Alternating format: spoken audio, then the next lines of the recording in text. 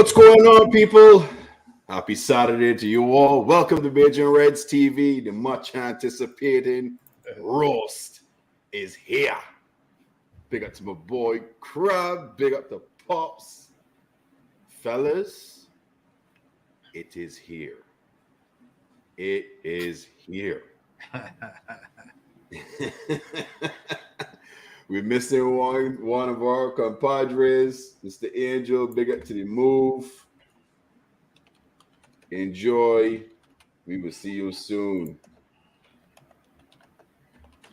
How everybody saying today, man? Hey, good, man. Typical Saturday in Canada. You know, nice weather, chilling, looking to cook some food early at 1 o'clock in the day, cooking already. Jesus, peace. Early lunch. The barbecue on, boy. The barbecue on. The barbecue on. The barbecue on. Man.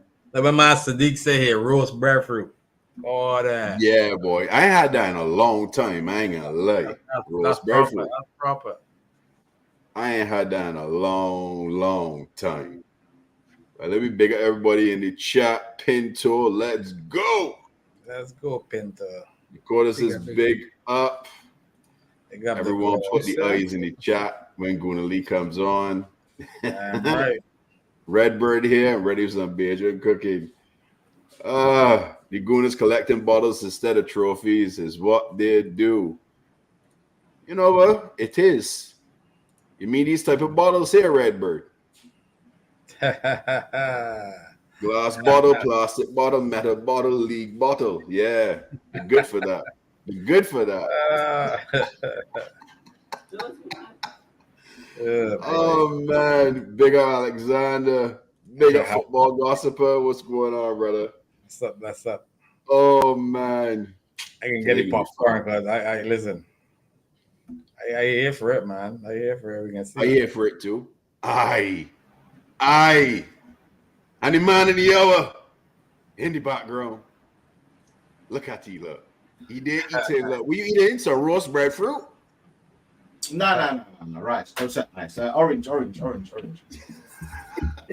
not a fan of breadfruit. You're not a fan of breadfruit, brother? Nah. No. You don't have it right, that's all. Huh? You don't have it right, that's all. Listen, anything from Grenada is the best. So if I had it from Grenada, it's the best, man. Don't worry. No, you don't have it right. You just had it right. You can do it in different ways, you know. Nah. You get roast, you get breadfruit, you get breadfruit chips. There gotta be somewhere in there that you can see that tastes good. Man. We'll see. Listen, man. Listen, I'm here. I listen. I gotta give you props, man. You come on. I didn't think you was gonna show up, you know, my brother. I didn't think you was gonna show up. Oh, yeah. Listen, man. I'm a man of honors. Even look, it's my missus' birthday today. I'm going out in a bit. So you see, but I'm still here. I made it work. Happy birthday to the missus, man. Happy birthday to the missus. Yeah, I appreciate it. You look good.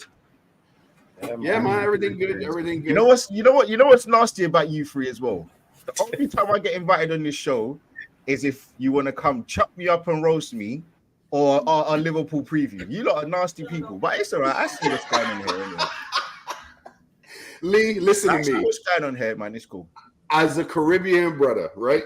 You always welcome. You just go and send me a message that says, listen, I coming on the show. I send you the link. You got open invitation to this channel each and every time. Listen, man. I see what's going on here anyways.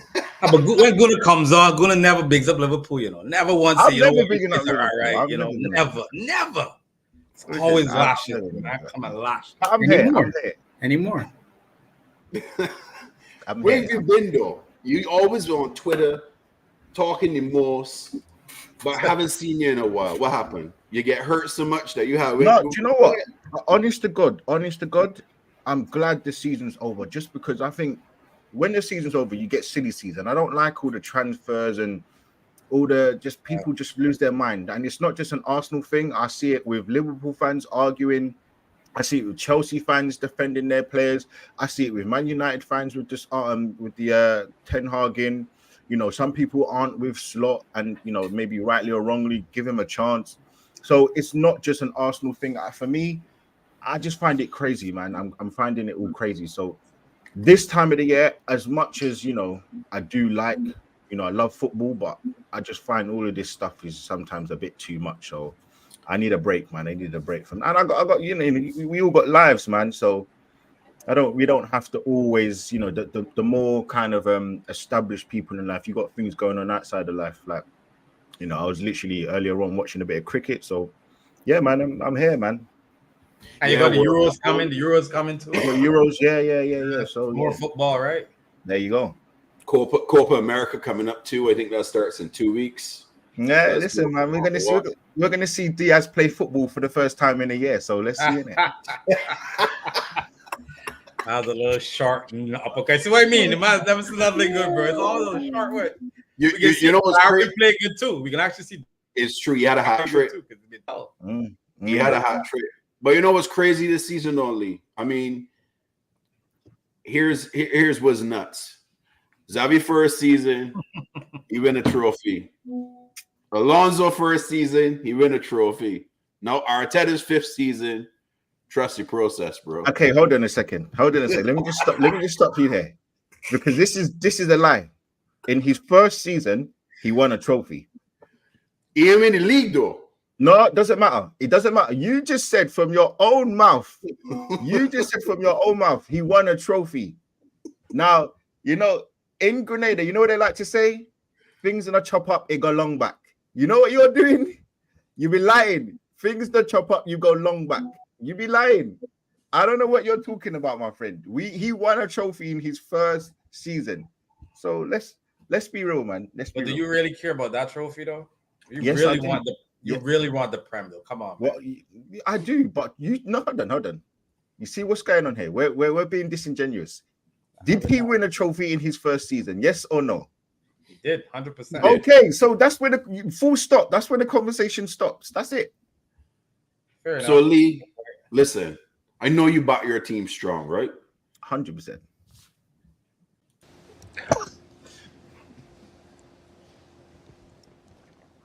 You having an unnatural allegiance to losers is not like you. Can I just say, for big bad Liverpool to win only the Carabao Cup, and you coming in here shamelessly gloating about winning just one trophy, it's poor. And can we talk? We're going to get into it, but can we talk about the fact that you bottled the league, which you did? No one told you to lose the game against Crystal Palace. You decided to lose that game. No one told you to lose against Everton. No one told you to drop points against all these other teams. It was Klopp's final season, and he told you guys in January, February. So for me, I feel like it's a huge disappointment for you guys. It's a huge disappointment, as much as it is for us. You were supposed to win Europa League. Hold up. You were on the up and up, man. We were in transition. No. Okay, fine. If I want to be nice and say, you know what? Okay, fine. You were in a position to win the league. You didn't win the league, but you should have won Europa League, and you got battered. Let's say you got battered by Atalanta. Battered. We didn't play good, but here's what I can tell you, right? We're not talking about Liverpool, though. We're here for Arsenal. It doesn't matter. We're here. We're talking about football. So let me ask you a question, Lee. Do you believe me now? This has now been 2 seasons. What did I tell you last season? You were going trophyless. What did I tell you this season? You're going trophyless. I don't because we had the whole league scared that we was going to win. So no, of course I don't. No, I told you weren't winning. You know that. Of course I don't. Of course I don't believe you, because of course everybody knows how good we are. That's why you're all scared. That's why you're all scared running. That's why you're all scared. You ain't beating us in the league in 2 seasons now. Oh, here we go. Beating us against Man City. Here we go. Listen. You lot are scared because when it happens, you know it's going to happen. You know it's going to happen. So wait a minute. So you want trophy for not being beaten by Man City? No, I didn't say that. No, I didn't say that. So we talking about then? No, I said. And again, right? I got time for you on Arsenal. I got time because you're doing well. Okay. But in the same way in which you dismissed our 97-point season when we finished second, I don't want to hear nothing from anybody else. You know, I keep hearing, oh, we did better than the Invincibles. The difference is we did better than Robbie sat and said we did better than the Invincibles. You didn't even you haven't broken 90 points yet. You haven't broken the 90-point barrier yet. That's exactly what does matter. Because if you don't break 90 points, you're never gonna win the league. No, that's wrong. That's wrong. This is where you're going. What you have to understand. No, this is where you're going wrong. This is where you're going wrong. Because how's it working out so far? Hold on. How many points did Man City win the league with? They got 91. Okay, 91. Cool. So they got 91 points. Okay, the 90-point barrier was broken. Yes. Okay, but it doesn't. Hold on. Did you? It doesn't. You haven't done it since the Invincibles. You won more games than the Invincibles. You won more games than the Invincibles, who got 90 points. Okay, but what's your point? That was a big thing. No two seasons are ever the same. All the Arsenal fans, even you got Robbie, big Robbie, talking about we got more points than the Invincibles. You didn't. Pops. It's the 90-point barrier that you needed to break. Y'all laughed at us for seasons for getting 90 plus points and being the bridesmaids, which is why he passed the flowers to you and said, "Here, there you go." Pops. We toss it. Pops. Your idea or your analogy of you pretending like football is linear, it isn't. No two seasons are ever the same. You can't sit here and say you must get 90 points to win the league. But that's it factual, though. Like that. How many points did you get this season? How many points it doesn't matter. How many points did you get? We could have got 10 you points. You needed to break the 90-point barrier to win the league. Yes or no? No, that's you. It's almost like saying you City must got score 91. 90. Okay, but City got 91. Which means you needed 91 or above to win the league. Okay, cool. That's a fact. It's the facts. Yes. Okay, the facts are for this season, but you can't sit here and say that at the start of the season you must get 90 points to win the league because it doesn't just work like that. It doesn't work like that because not every season you must get 90 points. In the last 6 years, yes, but you can't sit there and say, oh, because we didn't get 90 points, we didn't win the league. That's an aim. Because that's what the prediction is. Back in the day, you know what it was to stay up? The magical 40 points. But nowadays, you don't need to get 40 points to stay up. So my point to you is every season how bad is at the bottom, not the top. No, that's the difference. No. The gap's different at top and bottom. Pops, what I'm saying to you is you can't sit there and say that because football isn't linear. It doesn't work in just a straight line where everything goes the same way every year. One season, you need one set of points. If that was the case, then the season when they got 100 points, you would have had to get 100 points. Someone would have to say that the next season because they got 100 points. You can't just work like that. No. Every football season is different. Of course, you want to get the last 4 seasons, man. Come on. Yes, it's the ceiling. Okay, if you're looking at the ceiling in this window, but Lee, we're looking in a window. We're looking in a window. This isn't looking at the league for 30 years, and that's the problem. It's not a 30-year window. Go on. The point I'm trying to say to you is, you're looking at football from 3-4 years ago. This league wasn't what it was then. There were only 2 teams doing well. This season and the last season, there have been 2 to 3 teams. Next season, there'll be 4 teams. So the gap to get to win the league is becoming shorter. There are going to be teams that are now taking points off of Man City. There are going to be teams that are taking points off of Arsenal. There are going to be teams that are going to be taking points off of Liverpool. So to get the league, you aren't going to need to win as many games as you need to win. And that's just facts. So you can't sit there. My point I'm trying to say to you is football is not linear. It isn't linear in the sense, oh, I must get a certain amount of points to win the league. No, you have to win as many games as you need to win. And every season is different. As I said to you, you guys weren't predicted to win the league at the start of the season. I think that's fair to say. And that's not being disrespectful. You weren't. You were in a position with 8 games left, to win the league, and you didn't, and you bottled it. And that's not to say it's disrespect. You can't call us bottlers, man. Come on, now. But hold on. No, okay, fine. Whatever. But my point is that it doesn't work like that because last season you had a poor season. No one said that you was going to win at the start of this season, but you still were in a position and you lost it. So that's what I'm saying to you, Pops. You can't sit here and say, oh, because the last 3-4 years this happened, so we have to get to this. But no, football doesn't work like that. If you're in an opportunity, take it. And you didn't take it, and we didn't take it. But to sit here and say that pretend that we've had this terrible season, and like what Bejan Barnes is making out, I said you weren't going to win the league, and I was right. No, because we had you scared. We had you running scared. Nah. Yes, we did. Every season for the last 2 years, I have told you you're not winning the league. That is me being fully confident. And next season, you're going to be you're scared. winning the league again. You're actually going for your first treble. You're actually going for your first treble. 3 years in a row, you're going to bottle the league. Again, this is how you know. This is how I know you're talking nonsense because hold on. Let me just tell you, we've won. Hold on. Let me just say to you, we've won the league 3 times in a row before. You do know that, right? You won the league 3 times in a row, Wayne?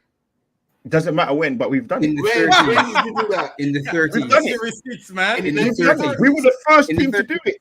Us, Huddersfield, Man United, and Man City. Bro, you saying from back in the 1930s? That's how long you're going back. So what? That's what you do. That's what you do. Wow, for real. That's what you do. I'm so shameless right now, right? United had a better season than you this season. Is it a league title? Did we win it? You won it. You tell us. You tell us. Ten Hag won 2 trophies since he started. That's one more than Mikel. That's one more than Mikel. So who's the better management? It does matter. I got one more trophy than Mikel Arteta. Listen. If I start taking lines from your manager, it's about the friends that you get along the way, not the trophies, right? Listen, there you go. You're not collecting friends or trophies. How many friends have you got? If that's what you want to do, if you want to do that, it's about the friends you make along the way. How many friends have you got? That's what your manager said, right? But you're not making any friends. It's not the friend. It's the relationship. You're not making any friends. Yeah, it's about Arteta's making a lot of relationships, man. That's what he's doing. That's how you want to relationship bottles. It is. Lee, boy, you listen. You are something else, right? But look, hold this.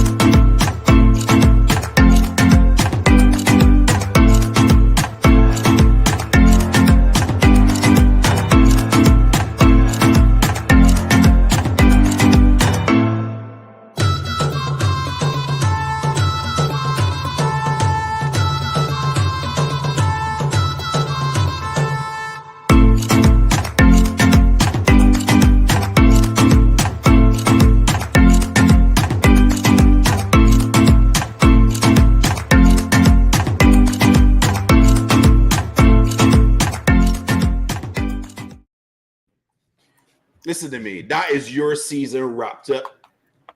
Your team wrapping the last 2 seasons. What's your season? What's your season? We've won trophies. You've won nothing. Oh, come on, please. Lee, big up, lads. Big up, Drift. Big up, Drifty. Lee, why do you keep talking about us, bro? What's the listen? I'm talking about the mighty Arsenal, bro. I'm talking about the season conquerors. No, hold on. You lot are talking about Arsenal. I'm talking about everything. No, we're just asking you to pay for your crimes. You told us 2 years in a row you were going to win the league, fam. No, I said this. Hold on, no, I said this season was going to win the league. No, last season halfway through you said you was going to win the league, bro. Wait, hold on. Yeah, of course I did. But you guys said you. And then you didn't.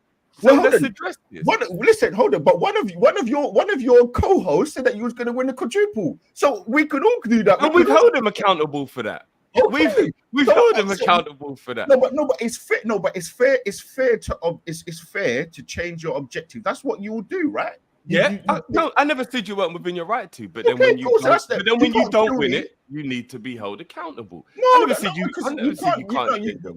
can't kill somebody for changing their objectives, going off what you see in front of you. Everybody thought, every man and their dog thought that Arsenal. So that's the joke of it. It's not even Arsenal fans. You can't just say me. Everybody was predicting. You were saying Arsenal were going to win it this season yourself. Yeah, because everything looked like it was going in your favor, not because you're the best. This season, every team you played had injured players. All your players are coming back from injury. Man City looked like they were getting tired. It looked like things were in your favor, not because you're the best, but you still didn't get over the line. But let's talk about what's happening even in the news today. How come Saliba's starting to do this Arsenal waffle now? Do you lot even rubbing off on the players, Tarated? No, there's quotes coming out of Saliba's interview now talking about Van Dijk might have the aura, but I can feel my aura's coming now. And that's what he said. And if you quote it correctly, he said that Van Dijk, he knows he's number one, but he believes that he's in the top three. That's what he said. If you quote it right, and he said he can start to feel the strikers being scared of him, and I'm just like, bro, just play. Hold on a second. What's all this Arsenal fan rubbing off? Hold on. You don't tell other people you're great. You let people tell you you're great. You don't sit there and tell other people, I'm a bad man. I'm a top three brother. Let people tell you that. You man are even rubbing off on the players now. Doesn't matter. It doesn't. Of course it does, bro. No, it doesn't. He believes in himself. I don't know what you think. This is, and we got to address some things here, because my thing is like, as a footballer, you want players to have confidence. You want players to come out and speak their minds. You want them to say this. You want them to say that. When they say it, it becomes arrogant. It becomes cocky. I have no issues with what he said. He believes in himself. What is wrong with that? If he sits there and pretends that he's not a great player, and if he sits there and pretends that, oh, he's not this player that is, coming up as one of the emerging talents of one of the best in the world, then everybody's going to sit there and say, why don't you believe in yourself? He's asked a question. If you don't like it, move on. That's it. No, I'm fine with it. You're just bringing more pressure on yourselves. This is what you will do. Arteta's sitting there, we're going to win it next year. You don't just keep bringing. When did he say that? When did he say that? When he somehow won Manager of the Year. Show me when Arteta, because this is what Drifty likes to do, and this is what people like to do. They like to just pretend these things are being made up. All right, do you want the exact quote? They said, how do you feel? And he said, we're going to win it soon. That's that. If you want me to quote him exactly, that's what he said. We're going to win it soon. Hold on. Wait, hold on a second. Hold on. Now I'm going to get you. Your manager at the end of a season, said, book tickets to where? Istanbul. Please do not start bringing. You can't throw stones in a glass house. Your manager does the same thing. Everybody does, because they've got confidence. Difference is our manager won. It doesn't matter. He's a winner. He's a winner. He had a ticket. Hold on. He said, "No, let's go win it again." No, don't move. That's the difference. Don't move the goal. Hold on. Bajan Pops. Hold on, Bajan. It doesn't matter. If you're wrong, you're wrong. If I steal from a shop and you steal from a shop and I do it first, it doesn't mean because I done it first and you done it second. It doesn't matter. Wrong is wrong. We're stealing. That's not the same. That's not the same equivalent. You can't beat the balls. That's not the same equivalent. That's not the same. We're talking about a manager who's made 3 Champions League finals in 5 years, having a bit of chest. We're not talking about a man who's only won 1 FA Cup with someone else's team, and he's talking about, one trophy in 7 years. We're gonna make sure we win this. And what did your manager do with another person's team? He went to a final when he lost. There you go. And then he built his own team and he conquered everything. And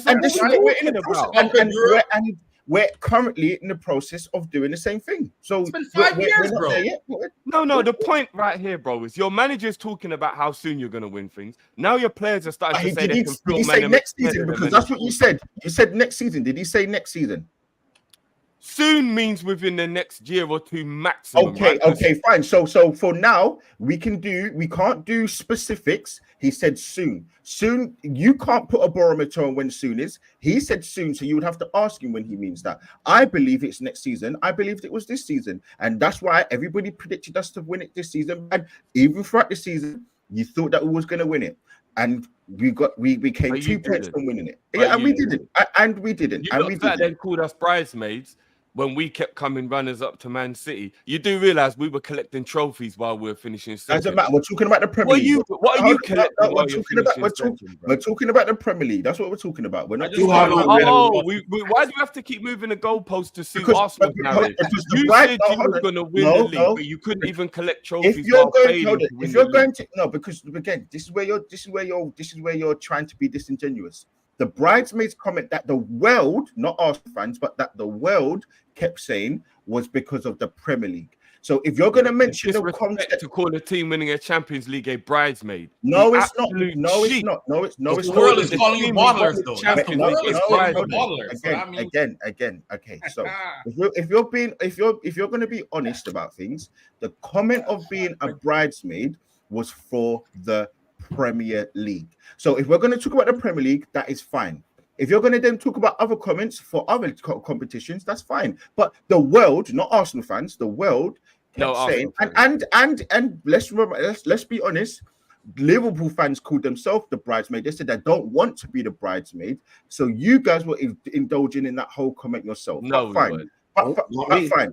Yeah, but Liverpool. Okay, no, not you. Okay, fine, but Liverpool fans. But I get painted with the same brushes when Arsenal fans say things which I didn't say. So you're now going to have to hold that same stick with what other fans have said. So I'm sitting here saying that Liverpool fans have also said that we don't want to be the bridesmaid. I'm sick of being a bridesmaid. I want to get XYZ player.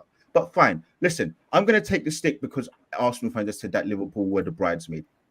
Fine, we're the bridesmaid. Whatever you want to make out to be, it is what it is. You were there, we are there now, and hopefully we get over the line next season. To make out that you can talk about all the competitions, you can't, because that's a comment made for the Premier League. But we're just asking questions because it's down to the same situation where you lot was grilling Tottenham for all those years, and now that you've turned into Tottenham and keep coming runner up and not winning anything, now it's all about how well the football is and the process and you like where you're going. I just want to make it grilled Tottenham for this for 3, 4, 5 years. And do you know the difference? The difference with Spurs, right? And I want to make it very. You can't categorize us as the same as Spurs because they don't win anything. Neither do you. But neither do you. In 7 years, you won one trophy, bro. 4 years ago, you won a trophy. We can't keep talking about it 4 years ago. You said it was the Prem. You said it was the Prem. You said it was the Prem. Let me land. You can't categorize us the same as any other team that do not win any trophies because we have won some trophies. We have won a trophy. We have won trophies in the last 5 years. Doesn't matter how long ago it was. We have won trophies. They have not won anything. They have not won. They have not won anything since 2008. We are now on the same level as them, bro. I said let's hold you to the same standard you hold others to. Okay, and let's talk about that. Tottenham can't do this, they can't do that. And you was actually brushing them for finishing second, saying they don't win nothing, but they're happy with their pretty football and their process. That's what you call them, bottlers. You threw every name at them under the sun. And you spent 500 million more than they did in the same process. At least they got to a Champions League final. And everybody's acknowledged last season we bottled the league. I've said the same thing. And you bottled Champions League, and you bottled the FA Cup, and you bottled the Carabao Cup. And you've done the same thing. But hold on. So what's worse? I just want to know what's worse. Saying you referencing a season where you're winning a quad where you won 2 trophies, and you said this season that you're going to win a quad. Back to Liverpool. What's what? I know. It's almost like Arsenal are the only fans in the world that pretend that we are going to win a trophy. And Liverpool were held accountable at the end of that season. No, you haven't. You haven't. Okay, well, listen. I'm holding you accountable today. I want to hold you accountable today because for 2 years ago. I want to hold you lot history majors now. This season. Hold on. And this season, you said you was winning the league. This season, you was winning the Champions. Say that you're UEFA Champions. I said that. No, but fans have said that. All the Liverpool fans. They were leading into it. They were leading come on a Liverpool channel and try to throw that as a smile. No. Hold on. I'm gonna say what I need to say. That's what I'm saying. Man. I'm saying. Yeah, you're deflecting. I thought you was Frank Lampard. No. I'm talking about my club, and I'm also saying that you can't, because if you're going to talk about Arsenal fans or you're going to talk about myself, then we need to hold everybody accountable because No, we don't, because it's not a specific thing to Arsenal fans where Arsenal fans said that we was going to win the league or was going to win a trophy. You guys have said you was going to win a trophy, 4 trophies, and you ended up with the lowest of the lowest. And it's even worse the fact that your manager, the greatest manager or one of the greatest managers, the greatest manager in your history, modern history, he's left his position, and you lot fumbled the bag. You lot literally fumbled the whole bag. You were in the position to win the league. You were in the position to win the league. You fumbled the bag. You were in a position to win the Carabao Cup, FA Cup. Sorry, you fumbled the bag. You were in the position to win UEFA Cup, and you fumbled the bag. So for me, I still collected a trophy. That's right. That is the most pathetic thing. Winning trophies is pathetic. It's the most winning trophies is pathetic. So what does it mean if you don't win a trophy then? Listen, also pathetic. It's that trophy. That trophy is so low. The FA Cup is what your club stands on, and we knocked you out of it. Let's talk about. If you want to talk about this season, the FA Cup one is what makes Arsenal who they are. What is a more without that? What really are you? It's a more prestigious trophy, but even so, for me, the FA Cup isn't enough to win. Yeah, winning one. But your history of your club is built off of the FA Cup. So what the Carabao Cup, League Cup, please. Carabao just wants the League Cup. Win the Carabao Cup. You haven't won enough of them. That's the problem. We have 10 of them. You have how much you get? You get 500. I believe it doesn't matter. You get 700. You get to add one more to the amount of trophies that you count when you're counting trophies. We have 10. You play 5. I believe you played 5 games, depending on where you finished the season before, to win that trophy. I believe you played a final. You played 2 semi-finals, home and away. You played the quarterfinals. When did you win it last? I think you played is it the 4th round or the 5th round? So you play 5 to 6 games maximum to win that trophy. You only play 7 to win the FA Cup, bro. If you're seriously going to say to me, I know, but I'm not holding my club to the standards of the FA Cup. You are. Yes, you are. Arsenal's history is built on the FA Cup. That's all you lot gloat about. No. You're the FA Cup. That's it. Hold on. Again, talk on the here and now. Talking the fact that I'm saying to you now, winning the FA Cup is a good added piece. The Carabao Cup is for me pathetic. I'll be honest with you. I think it's pathetic. Bro, you take away the FA Cup and Arsenal have only won 14 trophies. You can't take away the FA Cup, bro. No, I'm not a star. You're conflating 2 different things. You're disrespecting the Carabao and the FA Cup. Yes. And your club's history is built on the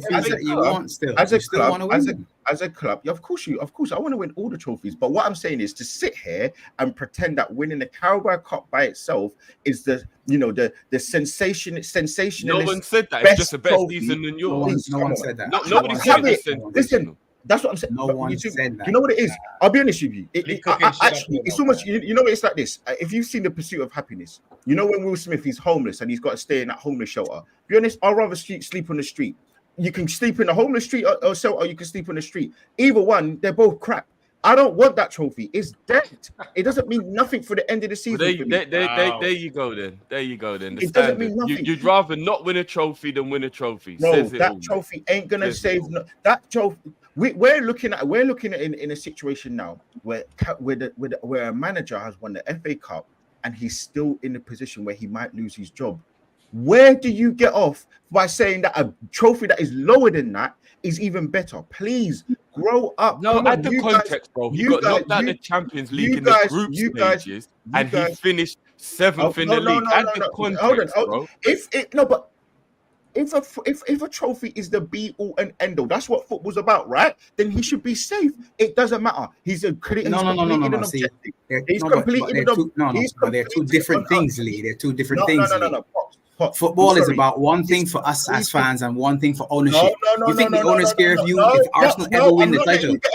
I'm not letting you get away with this. Okay. In 10 years' time, that's the truth, though. In 10 years' time, no one's going to care about, we played nice football that season. Just the same way how this season, when Arsenal played good football, or last season when Arsenal played good football, no one's going to care about that because why we finished second. So that's right now, that's up to you. You decide that. If you don't want to care, that's up to you. Pops. 10 years ago, I can guarantee you don't even remember the football you played. You remember the trophies you won. I'm sitting here saying If the trophies are the barometer of all success, the best thing since sliced bread, there will be nobody's head on a chopping board. But there is a manager at Man United, yes, with context, which I know that people like to add, and it is the correct thing to do, has been battered and bruised throughout the season, but they've completed one of the 4 objectives, which is to win a trophy. And now you're sitting here saying that because you've won a trophy that is even lower than that, is lower than the Championship, is lower than League One. It is a shocking trophy. It is terrible. Bro, you have spent $750 million, right? Let me tell you one trophy. Let me tell you the history. Let me tell you. No, you want to talk about the history on the trophy. You know what you want to do? Let's talk about the history. But Lee, here's the kicker, right? You know what the Carabao that's lower in League One. You have not won that trophy since 1993. You know what I'm going to tell you, Barnes? You know what I'm going to tell you? Let me tell you. You know what the Carabao Cup's known for? Playing your kids in that. That's what it's known for. That's a youth cup. That's what all the that's when your manager disrespected. That's what all the Don't big talk clubs, about anyone else. All the big clubs. That's what all the big clubs would do until you got to maybe the semi-final, second leg, first leg, and the final. Every single club was known for playing the youth players in the Carabao Cup or the League Cup. Just Arsenal and United. No, they weren't. Just Arsenal and United. No, they weren't. Jose Mourinho you went back to the 1930s. You went back to the 1930s, right? And you went back to the 1930s. I'll go back to the 80s. We won it 4 times in a row.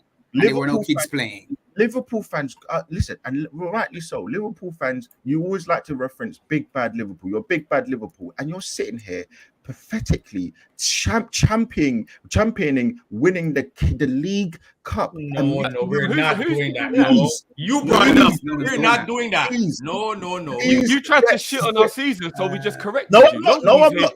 I'm just saying. West Ham got more Europe than you. No, they won a European trophy, fam. Stop it.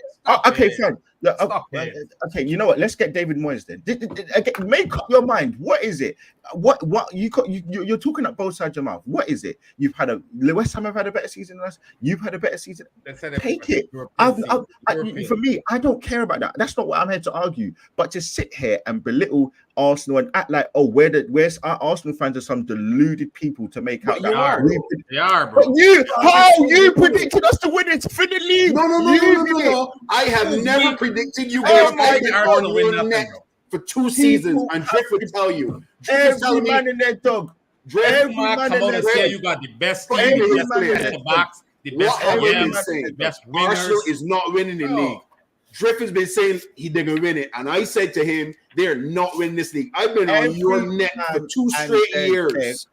Every man and their dog predicted Arsenal. Nah, not me. No, never. I had City winning the league. Obviously, it's a general phrase of no. General. Bring the receipts in the book, crap. When we did the prediction show, we had Hold on. If I'm deluded, Drifty is as deluded. That's just put me in the same category. Fine. How am I deluded if I can? You predicted us to win the league, brother. No, because I think you're the best. Because it looked like everything was falling into place. The best team on paper. You're playing Chelsea and good. No. Let me just address this because I did say you're gonna win it. Like, I'm not gonna lie. But from the you're beginning playing of the season, Drift. You're playing Chelsea. Palmer and Gusto both missing. And literally the only game, they're both back for the following game. You're playing Man United, no centre-backs, no players. They're flipping playing all their midfielders in defence. You're playing Wolves. They got to play 17-year-olds. They got a whole squad full of under-18s on the bench. You was having so much luck along the way. It was like, right, it looks like... Don't forget Odegaard playing basketball. When Liverpool played Man United, did they have injuries as well? Not as many as when they played you. Even Rashford didn't even play against you. Like literally, when they played you, their whole squad was missing. The point is, every team you were playing, it just seemed to be there was some. Even when you played Tottenham, all of their key players were injured in defense. It was almost like every game you played, you was just getting the luck of the draw. Your team was all getting your injuries back. Because here's the thing as well: you keep on acting like, we'll do it next year. What about the fact that you had the cleanest season when it comes to injuries, when it comes to luck, when it comes to everything being in your side? Look at your boy Bakayo right now. He looks like he's starting to feel the effects of I've been playing a lot of football. Is he going to be able to give you 38 games next season? Declan Rice has been playing a lot of football. In the 18-19 season, when you didn't win the league and you had no injuries, why did you not win it then? In the 18-19 season? You mean the season we won the Champions League? We still won something. No, why and do you we got 97 points, Lee. 97 points. No. We are talking about the league. City got 98 points. We got 97 points in the league. If you don't win the league with 97 points, you know it's that not linear league. It's not linear league. It's not the same every year. That's what you said, right? That's what you said, right? So you failed. So you had the same thing as us. You had no injuries, and you didn't win the league. The same thing like us. No. It's not even remotely the same. Because we won the Champions League. What are we talking about? No. We won the biggest trophy in Europe that year, bro. That's what you want. No. We're talking about the league. A league where we got 10 more points than you did. Talk about it. So? Let's add the context. You always talk about when we're strenuous. We didn't win the league. We didn't win the league. Okay, but we got more points than anybody's ever had in the history of the Premier League other than Man City. Every single season, bar 3. So what are you talking about, Lee?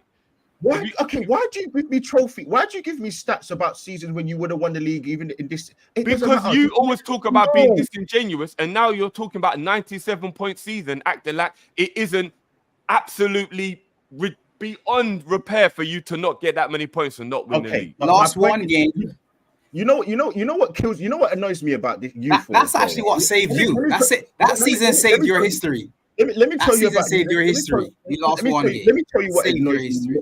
Let me tell you what annoys me the most about you four, because you four are around my age or a little bit older than me. And the thing what annoys me is around my age or a little bit older. But my point, what I'm trying to say to you is, you four know what you four, or young or fine, or a little bit around my whatever. You four know exactly what football was like 10, 15, 20 years ago, where football was not the same. Things weren't the same. It was better. But what I'm trying to say is, the role of players, the role of the teams, it was a lot different. The quality was better, but we know that certain players, wingers, they didn't have to score all these goals to be judged in a certain kind of way. Midfielders, they did different things. So when we come to this season, can we come to football today?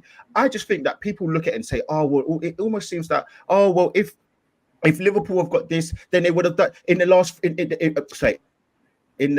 over the course of the last 25, 30 years, you would have won the league. But football was different back then. So you can't judge football now compared to football back in the day, because everything was different. And you know that, and you still try and use the barometer of, oh, well, yeah, this player would have got into a team 20, 30. No, they wouldn't have. They were just asked to do different things. So you bring in that stat of, oh yeah, we've got 97 points. We would have won the league 3 times, most times out of 3 or whatever it is you just said. It doesn't make no sense. Every time bar 3.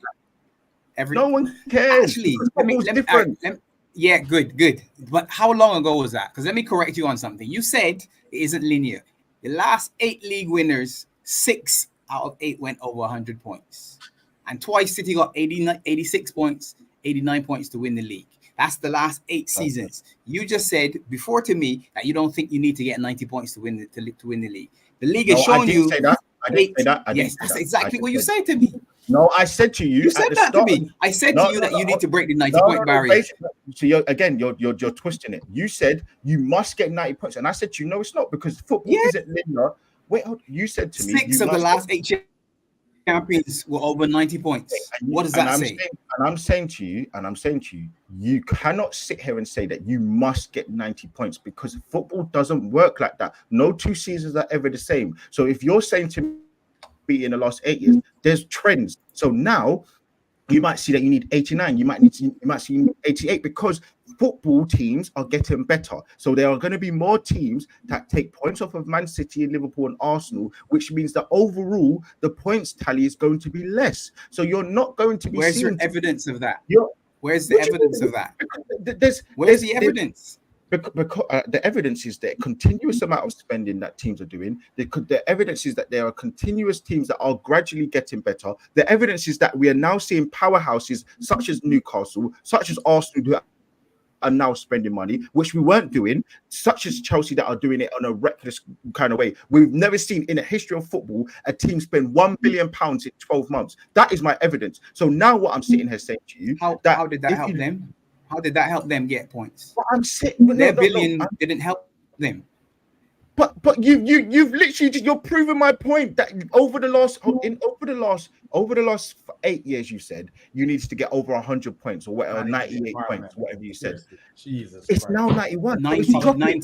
Politicians settings, over 90 Jesus points. Christ. Lee, Okay, Chelsea now, 93, oh City 100, City 98, Liverpool 98, City 86, yes, City and 93, that City 89, City 91.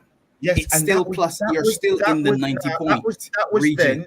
It's still in the 90 point region. That was then. Okay, and then perfect. This is perfect. Read out your last five years of points. You can't sit here and say that you got 97, 98, then you drop down, 98, it doesn't 99, work like that. 86 was the drop off in 2021. Right? Okay, yes, so but it took 93 the year after to win it again. Okay, but for Liverpool, and that was still City. For Liverpool, all I'm sitting here saying to you is you're the perfect example where you had an upward trajectory and then it's gone down. So football goes up in peaks and troughs. It isn't going to be just a linear.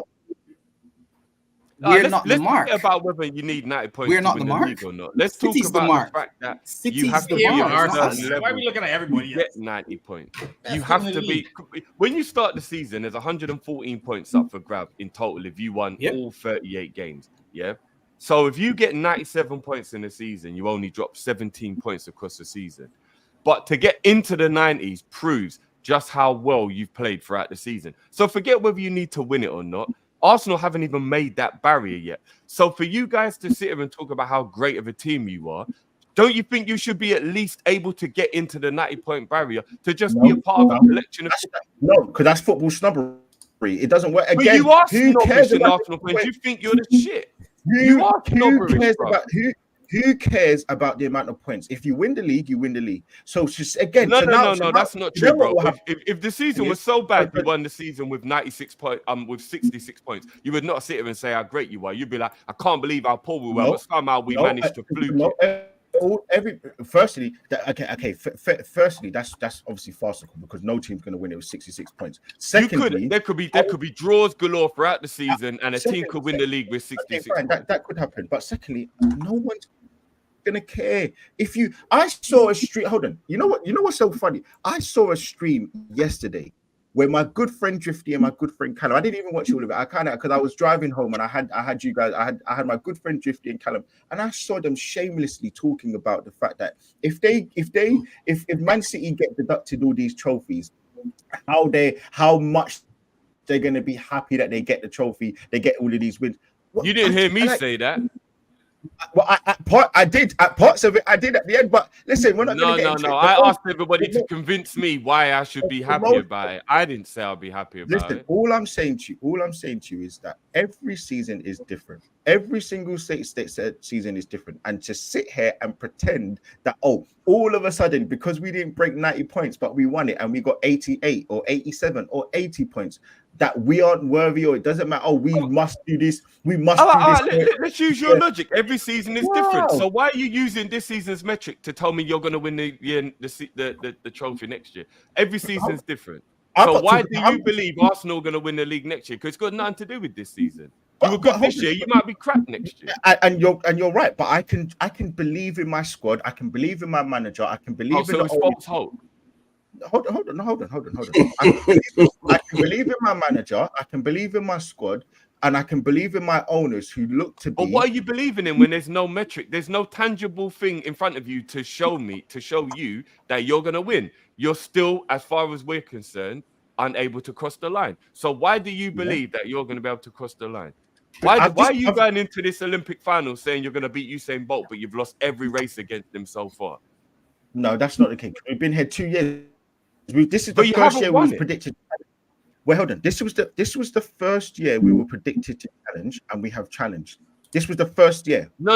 You predicted to win it. Who predicted it? Who win it? Yes. No. Okay. Fine. No. Hold on. Wait. Again. If you're gonna be disingenuous and lie, you've been disingenuous this whole stream, bro. Hold on. You're a good politician, bro. Last season, we weren't predicted to win the league. That is for sure. We were predicted to make top 4. This season was predicted to win it at Christmas, by the way. Yeah, okay, fine. No, okay, fine. But I'm talking about at the start of the season, because you just said to me we were predicted to win the league. This season we weren't predicted to win the league. We were predicted to challenge. We were predicted to be one of the best challengers. People, and I can show you evidence. I can show you actual physical evidence where there was. You know, at the start of the season, you know, the BBC, the Sky Sports, they predicted Man City. Some people put Arsenal second. Some people put Liverpool second. People were putting Chelsea in the top 4. People put Man United in a second. You see that the famous clip with Gary Neville saying, this is last season, that's the best it can get for Arsenal. I don't see how we can get any better. He actually predicted that. Sorry, apologies. Sorry, no, it was the season before that. Sorry, you're right. He did predict us to win the league. But all I'm saying to you, all I'm sitting here saying to you, I didn't say league or bust. All I'm saying to you is, for me, you look at the club as a whole. You look 1 at the club. You look at 2, the owners.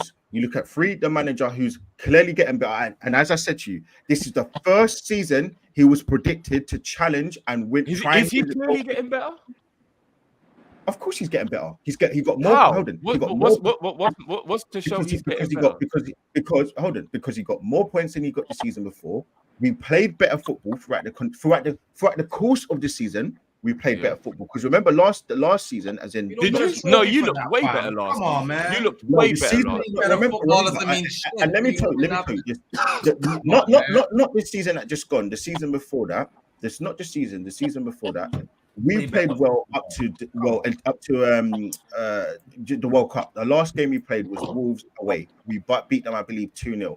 After that, that's when Jesus got injured and we started to suffer. Our performances weren't great. We were going back and forth, and it was a bit like Liverpool from the Brendan Rodgers season, where we were conceding loads of chances, scoring goals. So to me, that's not good football. I like controlled football where we're not giving away chances and we're scoring goals. So it depends how you like your football to be played.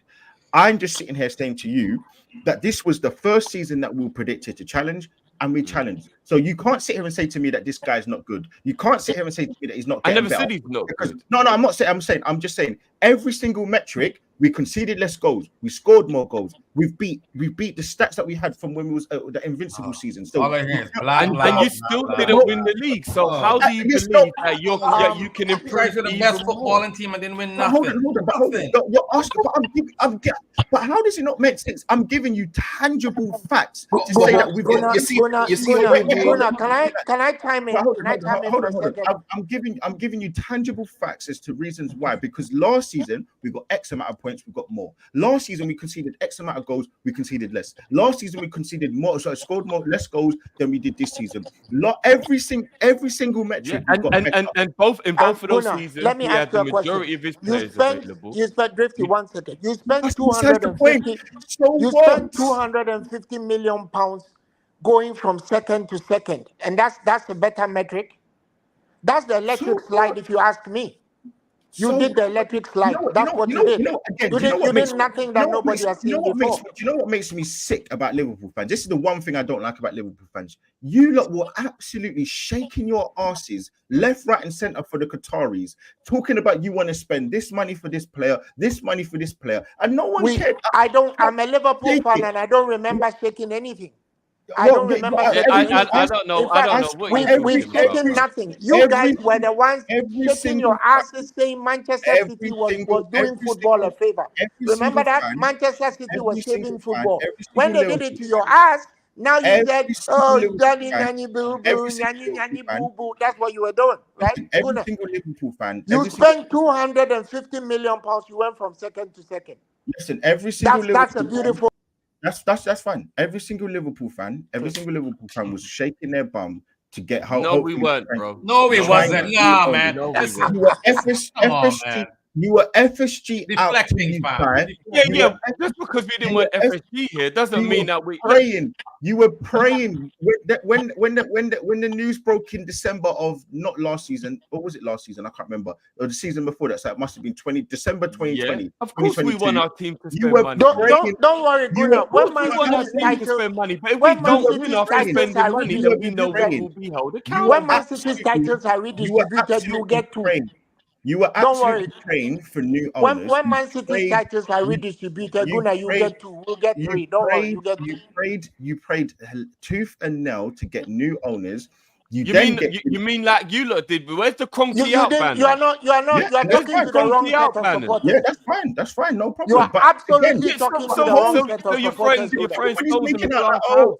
But again, this is you are talking to the wrong set of stones in a glass house, bro. You lot was Cronky out for about 10 years, and then all of a sudden you put a little challenge up, and I don't see no Cronky out no more. Gunnar, you were top of the Cronky out list. You were top of the Cronky out list.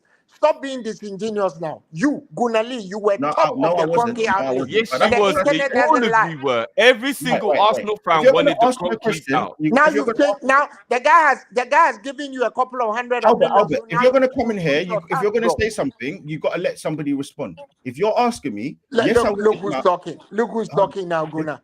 Look who's talking about not letting people respond. Look who's talking. Hold on, think about it. I've got 6 people throwing these things at me. Of course, I'm gonna. That's the plan, bro. That's the plan.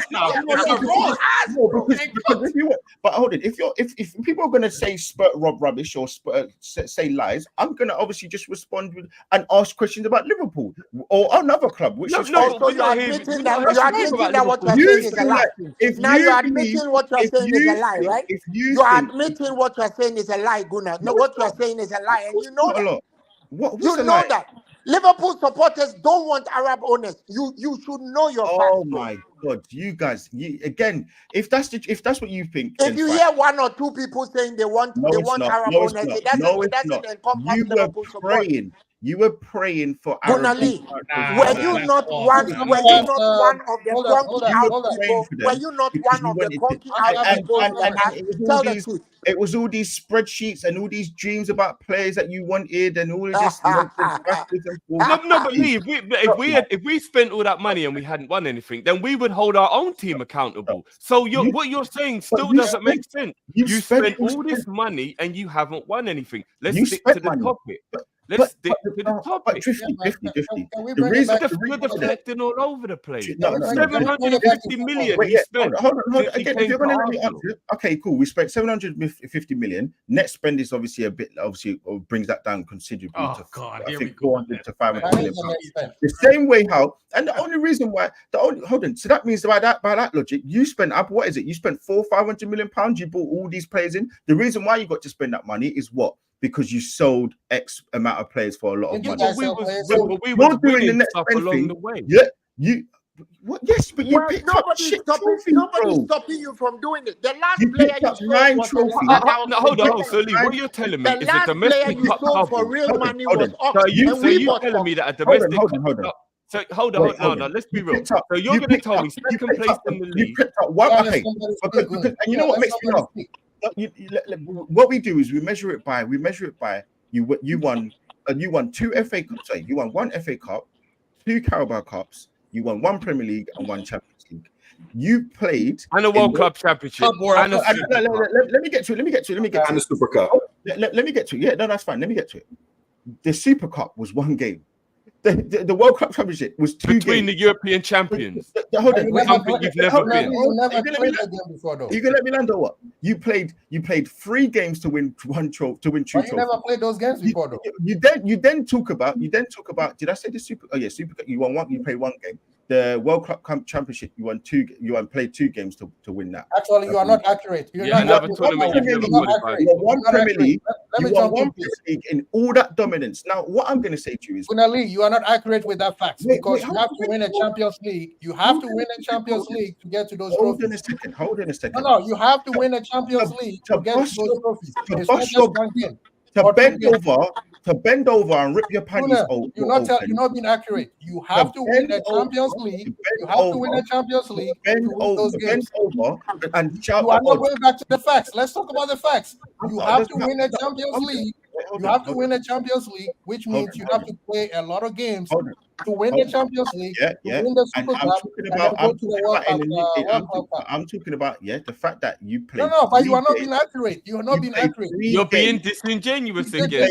You have to win a Champions League. No, let's start with games. Let's get the right facts. Let's get the right facts. You played 3 games. Let's get the facts. You said it was 1 game and 2 games. You played 3 games. You played 3 games. You said it's 1 game for 2 games. No, because I wasn't finished. But we have to start from the but it's beginning. inaccurate. Though. It's not accurate. You have to win a Champions League. Lee, you're a teacher. You can't give people wrong facts. You know this, bro. You're a teacher, bro. I'm giving you the facts. The facts of the matter are you played 3 games. You're not giving facts, bro. Now, you see, Liverpool fans, do you now see why I was pissed off with those of you saying Arsenal should win the league? Do you now see the favor Man City have done for us? No. Man City fucking saved the league. Uncle, let's go back to the facts. You know what I'm saying? Again, Lee, you've never won anything in Europe. You've won a Winners' Cup. This is the same fan base. This is the same fan base. You've got fans. You're changing the facts. You're changing the subject. Let's stick to the subject. No. Win the Champions League. So much change the subjects. I'm changing. No. Let's stick to what you were saying. No. I don't want to answer you. I've just heard a Liverpool fan say that this is why they want. No. You're changing the subject. That's his. No. Someone else. Hold on. Yeah, I get you. But I'm saying what I was saying. I don't want to answer. I've moved on. Oh, you moved on. So now you're telling me you want to. No. That's not how this works, bro. I've just heard a Liverpool fan. I've just heard a Liverpool fan from his own mouth say that Man City saved football. That's all I need to know about the type of fans that I'm But that's what you said for 2 seasons. This is all I need to know about Liverpool fans in general. That's all I need to know. I don't need to Lee, that was just copying what Arsenal fans said for the last 4 or 5 years. I don't need to hear any more. I cannot believe from their unsolicited from his own mouth has just said that Man City have saved football. He said what Arsenal fans have said for years.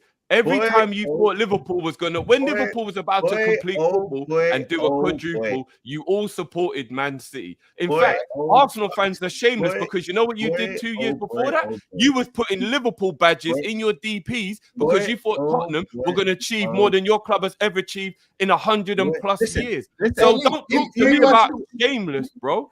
You had Tottenham badges. You had a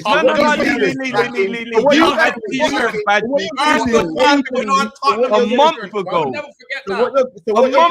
You had Tottenham labels in your DPs. No, that's a lie. You were supporting Tottenham. Arsenal fans were supporting Tottenham. Don't talk to me about shameless, bro. Don't talk to me about shameless. Okay, fine. Who did you support in Liverpool versus Spurs in the Champions League? What you're going to do is you're going to compare an Arsenal fan putting a Tottenham logo in their DP. By the way, that's the most shameless thing you can see in your life. Hold on, not me. By the way, don't make it out like it was me. But hold on, Lee, you sat on that sofa and you supported Tottenham for 90 minutes. Please don't lie. Hold on. Please don't lie. Wait, hold on, Drifty. Let me answer. Be honest with yourself. Hold on. You just said, and I'm only responding to the point that you said that I put something in my DP. I did not. No, I said Arsenal fans. Okay, fine. But the next thing is, of course, I wanted Spurs to win the game, but draw the game. But hold on. Let me just respond. You're comparing a situation where Arsenal fan would support or ask their rival fan to win a game in comparison to Man City, who we all know. I don't even want to get into the details, or the Man City to win the league, to save football. That's what he said. That's what Liverpool to save football. No. All right. If you want to be disingenuous, when he said it, he meant save football from the Arsenal gas. He doesn't mean Man City have saved football. He's talking about save the world from the Arsenal gas. Because if you lot are going to gas up when you don't even win anything, God only knows what you did. If you're a true Liverpool and if you're a true Liverpool and football fan, you would never want Man City to win. And you know what I want to say. You definitely not want Arsenal to win. I can say the worst thing that Arsenal fans have said, and this is what I've been shameless with. And I've been cheeky with this. And I will say, I hold my hands up because that was cheeky. You said too many things to come. No, I haven't. I've said one thing which I can say that I can hold my hands up for. No, I mean, that was when I was bantering, and I said, if Arsenal and Arteta win the same amount of Premier Leagues as Klopp, we're going to have a conversation. That is the shameless thing that I have said. That is the only shameless thing I've said. But to sit here and pretend only shameless thing. To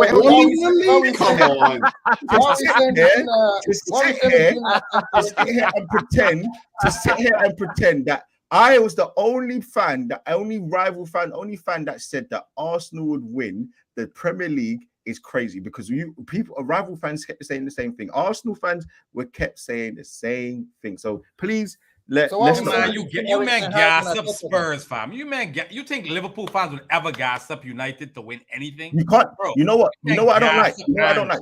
Don't do that, bro. Hold on. Let me just say. You know what I don't like. You know what I don't like. Nah, man. I don't like when people aren't in situations and they say certain things. You know what? God's honest truth. When because I'm not a teacher no more. I was a teacher, and when parents used to ask me, because I used to say to them, oh yeah, your kid's not behaving properly, and they would say to me, oh, but sir, like, what do you want me to do? How can I discipline him? How can I discipline him? I said, you know what? I can only advise you in certain things, but I don't know because I'm not a parent as of yet. So when you're talking about, oh yeah, you think, oh, if I was a Liverpool fan and I would ask Man United to do this, or I'd ask my biggest, you can't say that because you're not in that position. So please don't make it out again that Arsenal fans are the worst fans in the world. You can't. We have actually been in that position before, Lee. We actually have. And again, but no, and you never saw the Liverpool fans twerking on the internet talking about we need Everton or we need Man United to win the game. We never saw it. When was that?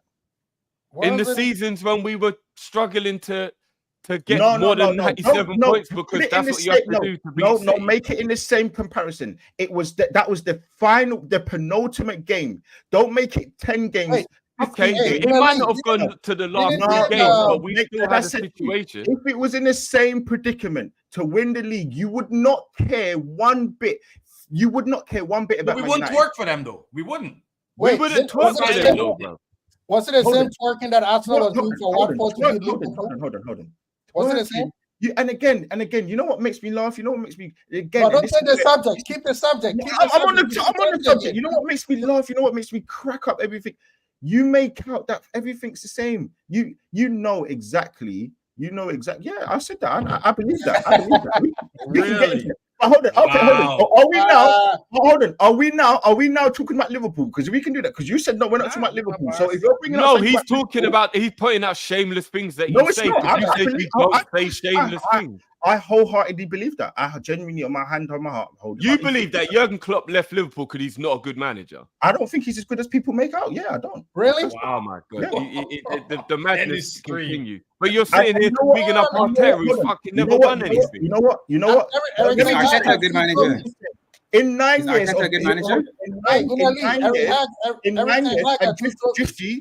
Drifty, and you can appreciate Drifty. You can tell me if I'm lying. In 9 years, I'll say there's been 2.5 seasons where there have been people that have wanted Klopp out, questioned him heavily. Not you, but I'm just saying, please don't make me sit like I'm lying on your very channel. You've got 33 amazing a bunch of idiots. Okay, cool. So, but Drifty, you've had your own Liverpool fans saying that. So for me, that's not a shocker. So hold on. People wanted him out in the second season. So now let's talk about what you just said. Is Erik ten Hag better than Arteta?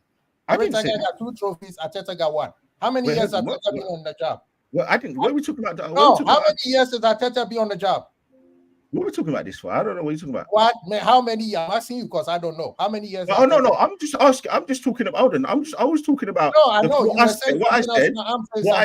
Hold on. But again, what I said. There have been many people. Hold on. There have been many people on well-established Liverpool platforms. With whether it was on TV broadcasting, whether it was on YouTube, wherever it has been, that have either questioned him or wanted him out, said Klopp out, and they are Liverpool fans. They are Liverpool ex-players have all questioned him and asked him to leave, saying he's not good enough, he's finished, he's washed. So when I say it, I never heard them say he's washed. Okay, fine. Not good enough. Not good enough. Okay, fine. When I say it, no. Time's up. There's a difference. Everything comes to an end, right? Arsene Wenger's a great manager, right? But it came to an end. You know when I said that? Saying he's a crap manager. You know when I said that? I said that after. I said it this season. I said it literally after we beat you. I believe 3-1. Which is even worse because he'd obviously been playing well. Let's go back to what I asked you. Let's go back to what I asked you. We were still ahead of you in the league at that point. So how can he be a crap manager? For me, let's get back to what I said though. For me, you are not going to get me to apologize for something that I believe in. When that's right. But how many years? How many years Arteta been on the job? 3 seasons. There's no way. All right, let's even forget all of that. Let's get back on track because this is supposed to be about Arsenal. You're deflecting. You know, I rate you because you are going up against a lot of man. And you're he's a politician, man. He's a politician. I would vote you in Parliament, Lee. I would. But let me ask you a question, Lee. Let's bring it back to what it is. How comes whenever we talk about stuff, it's always got to be on Arsenal's terms? So, for example, we're trying to hold you accountable for the fact that you didn't win anything. But it's like, no, we're talking Premier League. We're talking Premier League. Why are we only allowed to talk about Premier League? Do Arsenal not compete in 4 trophies? Do Arsenal not start every season in 4 competitions? Why is the Premier League the only barometer? Because you don't want to always run the narrative because it's the only thing you do well in, right? Why are we not going to talk about the fact that you have to include all the trophies? No. You were in 4 competitions and you didn't win anything, bro. Why are we only talking about Premier League? I'll answer that very clearly. The reason why is because the first thing that we spoke about near the end with the start of the show when you joined was you spoke about the fact that the bridesmaid comment. The bridesmaids comment has been made about the Premier League. That's the be all and end all for every. And we always said it was disrespectful. But yes, okay. But my point is that comment has been made about the Premier League. So when I speak about, or when fans, whoever it is, speak about the Premier League, it's because that comment has been specifically surrounding the Premier League. We don't talk about Champions League. You can banter me all you like about the Champions League. You can banter me about the Carabao Cup. You can banter me about the FA Cup. But the reason is, and I think the most important thing is, you guys think, oh, the bridesmaid comment is about everything. No, it's about the Premier League. The second thing is, and the most important thing for me, is that I just think that logic says that's just how it goes. Like the Premier League is the bread and butter, and that's what we speak about. That is the bread and butter until you win the Champions League, innit? Because if you ever won the Champions League, it'll become the greatest tournament. Man United fans do it, Man City fans do it, and so do no. Because if you actually ask people, most people say the Champions League is the greatest thing you can win in football. So people don't say it's the Premier League. If you talk to all the biggest people in football league, they would tell you the best thing they did in their career was win the Champions League. I would never disrespect. I will never ever disrespect. I will never disrespect the Champions League. The Champions League, I believe, is the holy grail in terms of club football. That is for sure. But to me, and I think to most, I believe most, and even you. And I think the reason why is because you didn't win it for 30 years. And that's not a dig. I'm just saying because of the context of not winning it for so long. I think the holy grail, because of the English league in terms of the Premier League going up against Man City, we know that the Premiership, to win it, that's what you need to go up against. To win the Champions League, obviously now it's changed, but you only needed to win it. So you only needed to win what? Like the 4 group games. 11 games. Okay, 11 games in comparison to 38 games, and you're going up against all sort of teams week in and week out. So we know it's a different beast. So I'm not sitting here disrespecting you winning 1 or winning 6 Champions Leagues, winning 15. That is shameless. I would never do that. But we know the English Premier League, that is the most important thing. It's where you are, where you see all the fans. You are, bro. It's where you see all your fans on a weekly basis. You see fans from London that support. It depends who you're asking, bro. I prefer to win the league over the Champions League, but it depends who you're asking. And the point still remains, we have to talk about you in all competitions. We have to talk about the fact that you went out of both league and FA Cup in the first round. You didn't even win 1 game in any of your knockout domestic cup competitions, and you went out to a shocking Bayern Munich side. No, that's not. You're not going to sit here. No, come on. Let's not do this. That Bayern Munich team. So again, third in Bundesliga, bro. Are you going to be finished third in the Bundesliga? I'm just going to ask her. Are you going to be disingenuous and say that means that Real Madrid were shocking as well because they won it and they were, I believe, was it 4 minutes? I don't believe that Real Madrid team is that great. I think somehow they managed to pull on individual brilliance when it matters. They're not a great team. Bro. Okay, fine, no problem. But listen, they still won. They still won the game. Yeah, fair enough. They always do that, though. About Real Madrid. What I'm saying is, you guys let that Bayern Munich team come to your ground, get 2 goals, and then you didn't have an advantage to go back to their ground. All right, let's talk about the fact that you needed penalties to beat Porto. Listen, we're a young team. Let's come on. Didn't you lose to Sporting in Europa the year before? We're a young team. Didn't you lose to Sporting the year before in Europa? We're a young team. Now you want to be shameless and talk about age, bro. Listen, you weren't how come you weren't too young to win the league, but you're too young to win the Champions League? All I hear week in and week. out, all I hear week in and week out is that we've got no world-class players, and you've got 4 or 5 world-class players. So we were no, you tell us all your players are world-class, Lee. Arsenal fans tell us that hold on. You've got the best centre-back pairing in the world. That's all we ever hear. You've got the best goalkeeper in the league. That's all we ever hear. You've got the best right back in the league. That's all we ever hear. You've got the best DM in the league. That's all we hear. You've got the best right winger in the league. Havertz is the best signing of the season. Let's not go down this road, Lee. Odegaard is the best 10 in the league. Let's not go down this road, bro. Let's not go down this road. You gassed up your players more than anybody in the world, bro. Let's not do this. Let me ask you. Trossard is the best off the bench substitute. Let's not do this, bro. Let me ask you. Do you believe that we have the best centre back pairing in the league? No, I don't. So who has? Liverpool. Agreed. All right, cool. No worries. Okay. Virgil and Ibu, if both fit, are the best pairing in the league. But no. We can't do that. We can't do if both sit nonsense. You told us. You guys told us the reason why you didn't win is because talk about right now. We have to talk about right now what we see in front of us. The best. Saliba and Gabriel had the best season together in 2023-24. Yes. Okay, fine. And that's all. So is that wrong for Arsenal fans to do? Yes, because 12 months doesn't define. No. Drifting. When you do seasonal awards, when you do but they didn't say they think they're the best season, Lee. They said they think they're the best players. They think they are actually the best players, bro.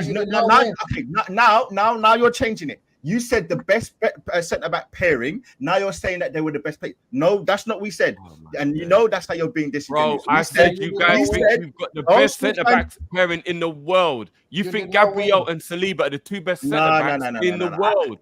Again, you need to show me that. No, that's not what we said. Arsenal fans were saying... I'm going to send you stuff afterwards about Arsenal fans saying that they think that Gabriel is a better defender than Diaz, Van Dijk, all this shit. He's this superb centre-back now. Gabriel has had a good season. That's it. He's had a good season. Okay. So a seasonal award. We've had. No, I didn't say a seasonal award because they do believe that Odegaard's the best 10 in the league. As in overall best quality, just best player. They think Saka is the best right winger in the league. They think that they think Saliba is the best centre back in the world. Look, right now, I feel like you're getting things confused, and you feel like you're not. So you have to show me that. So let's move on from that because I think why is Ibu starting in France over Saliba? Saliba is better than Ibu.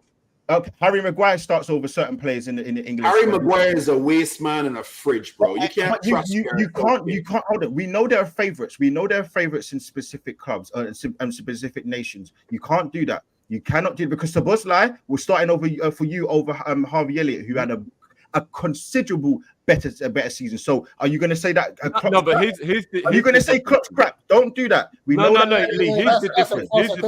That's a false England don't have any standout centre-backs apart from John Stones. And that's the reason why somehow Maguire seems to sneak in. But if you are on Saliba's level, like we're told, there is no way that there are 3 centre-backs that play in front of you, regardless of whether the manager has favourites or not. Hold on. So all that time when Foden was on the bench and Jack Grealish Foden didn't perform well till this season, bro. This is his standout season. But he's always been a generational kind of player. But he wasn't fulfilling his potential until recently, and you know that's true. So now what you're saying is because there is one man that decides that Konate should start over Saliba, who I think we know this season, even so right now, you still believe that Konate should start over Saliba. I believe they should both be playing, but the point remains, how can he be this superstar? So who's his running mate? So again, so ask me this, who's his running mate? It's Upamecano, right? Yeah. So is Upamecano better than Saliba? I just said I think Saliba and Ibu should both play. Okay, so you're proving my point. So that the manager. No. I'm asking you how, if Saliba is as great as you're saying he is he not selected when there is no reason for him to not be selected? Because the manager has favourites. He trusts certain players in certain games. That's a manager's decision. That does not make sense. If you have a great centre back. If you have a great centre back, there's no way you pick a favorite over. It's crazy. It's crazy what you're doing here. You are now sitting here saying that because the manager who chose Upamecano over Saliba himself, which is a farcical decision in itself, now is the barometer to say that he must. No. We're asking you how is a great. It's like you have a great. Because he's an idiot. Because he's an idiot. He doesn't know what he's doing. And you know what? Let me just for 1 second. Let me just preface the fact. I don't want it to come across that I'm saying Konate is crap. He is a fantastic defender. But currently, right now, he is not better than Saliba. That's not to say that he won't be. That's not to say that he hasn't been. That's not to say that he doesn't deserve to play for France. But he is not better than Saliba. But do you know what? I don't really care about who starts over who, because for me, I look at the manager and I think the manager has no idea. The same way how we say that Gareth Southgate has no idea. And that I believe that is fair to say, and you move past that. Fair enough. And that's a sidetrack anyway, because the only reason I brought this point up is because you said that you got a young squad, and I'm saying 8 out of your first 11 Arsenal fans tell us are the best in the league and the best in the world. So I'm saying, you can't use this we're young excuse. That's how we managed to get signed. Wet behind the ears. You guys can't be pulling the young card anymore, bro. We can't got star boy, man. Star boy. We can't be doing that. Second youngest team in the league behind star boy, better than Mo Salah. Behind Chelsea or something like that. Yeah, but the majority of your squad is still 23 and up.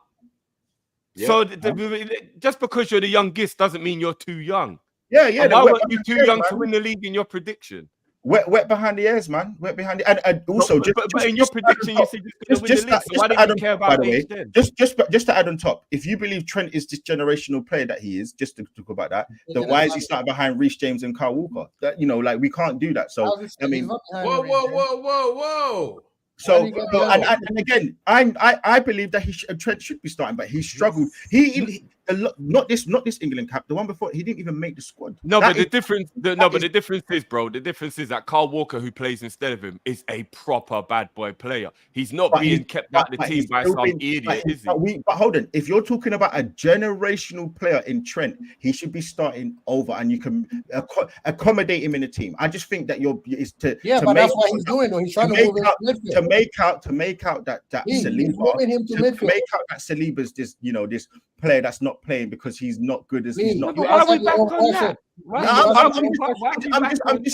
I'm just saying because again, I don't want it to come across like but you answered your own question because he keeps. No, I've heard you rate Ibu. I'm not gonna lie about stuff. You know me, bro. I'm not gonna lie to roast you. I've heard you rate Ibu. I know you think Ibu is a bad boy defender, so I'm not gonna lie about it. Yeah, but still, the point that he made, that's neither here nor there. So let's just bring this back to what we're supposed to be talking about here. Why did you fail this season? Why did you fail this season? I want a real reason why you failed. We failed because of the manager. That's why. I thought you said the manager is better than Klopp. What do you mean? Where did I say that? You said Klopp is not as good as the reason why he's leaving. So find me. This is why I ask people to do. I don't like to come with conjecture. I don't like to come. I like to come with facts. You just said from your own mouth. I said that Arteta is better than Klopp. Want something just like you said. Let me finish. No. Just like you said. No. Just like you said, Uncle Albert said that Arsenal, City had to save football. I'm also based on your argument and based on the clip that you had. You said based on that, me looking at it, just listen to what you said. You said Arteta is better than Klopp because he did better than. I'm asking you why are you blaming the manager if he's better than the other? Lee, what he's saying to you is based on your argument that Klopp is leaving because he's not good enough.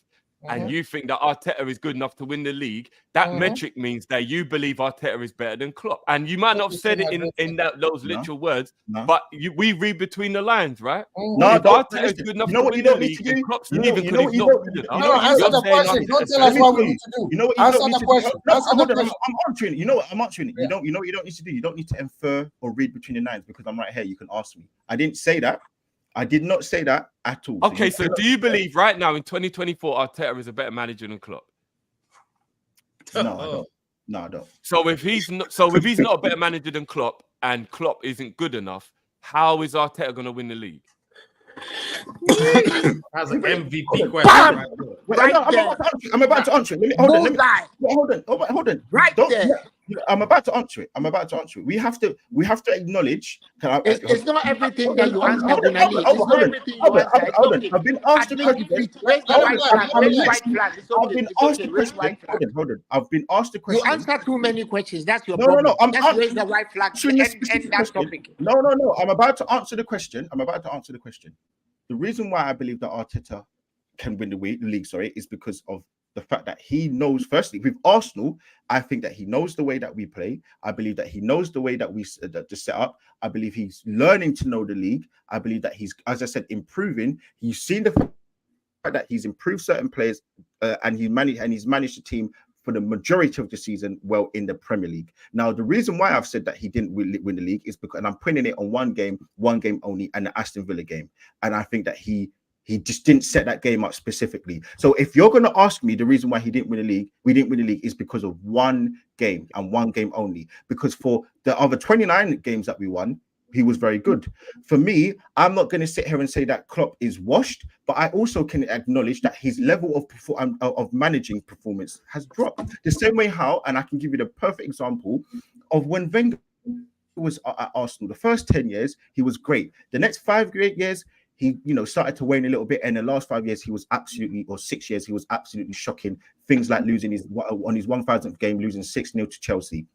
And for me, I can sit here and say that I think it's fair that Klopp wasn't the same manager who he was when he came in, when he started. So you can't sit here and say, oh, well, like I'm saying this and I'm saying that, or just because Arteta hasn't won it, or just because Klopp's levels dropped, that I can't still acknowledge that he's got certain things. And the reason why I also think that Liverpool will do poorly next season is because Klopp was always the equalizer that everybody kept saying. These are words of Liverpool, right? We always acknowledged, a lot of Liverpool fans acknowledge that Pep is a fantastic, the best manager. The reason why Liverpool were up there was because of one man and one man only, and that was that Klopp was the equalizer in the terms of his, his tactics weren't always the best, but his man management and being able to get the best, getting juice getting blood from a stone, he could do that. His level has dropped, clearly. It has dropped. So I can also acknowledge that he's leaving because he now isn't good enough. That was my comment. If you go and watch the interview, that was what I said. So then I moved to the fact that Arteta, I can also say that. Yeah, but the best manager in the world has never acknowledged Arteta as one of his fiercest rivals. Who? Pep.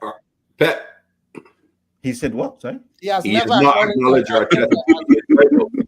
He has never acknowledged Arteta as one of his greatest rivals. He did acknowledge Arteta. Because he's his bitch. He's his little bitch. He's his little dog win.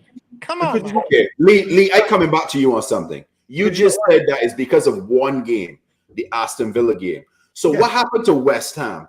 What happened to Fulham? You lost them games too, Can I answer that? What happened to the other Aston Villa game? You were beaten twice by Villa. Albert, please, you need to stop now. Come on.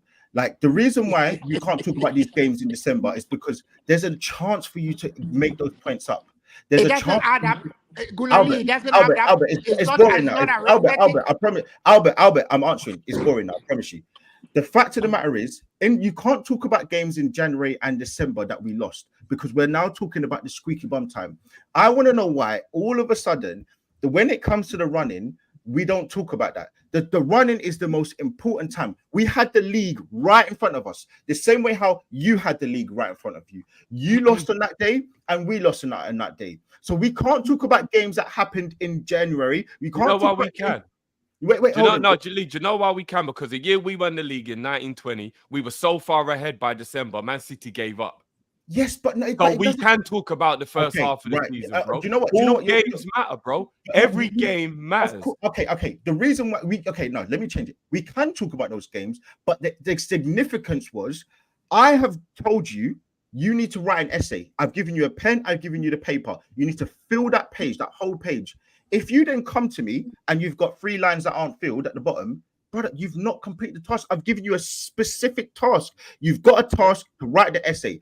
I saw 8 games that we knew we had to win. We could have won all of those games. Now, I'm not going to sit here and say, oh, we won 7 out of 6 or whatever it was. So we would do it, because that's not how life works. It works as you go to the next game, you win.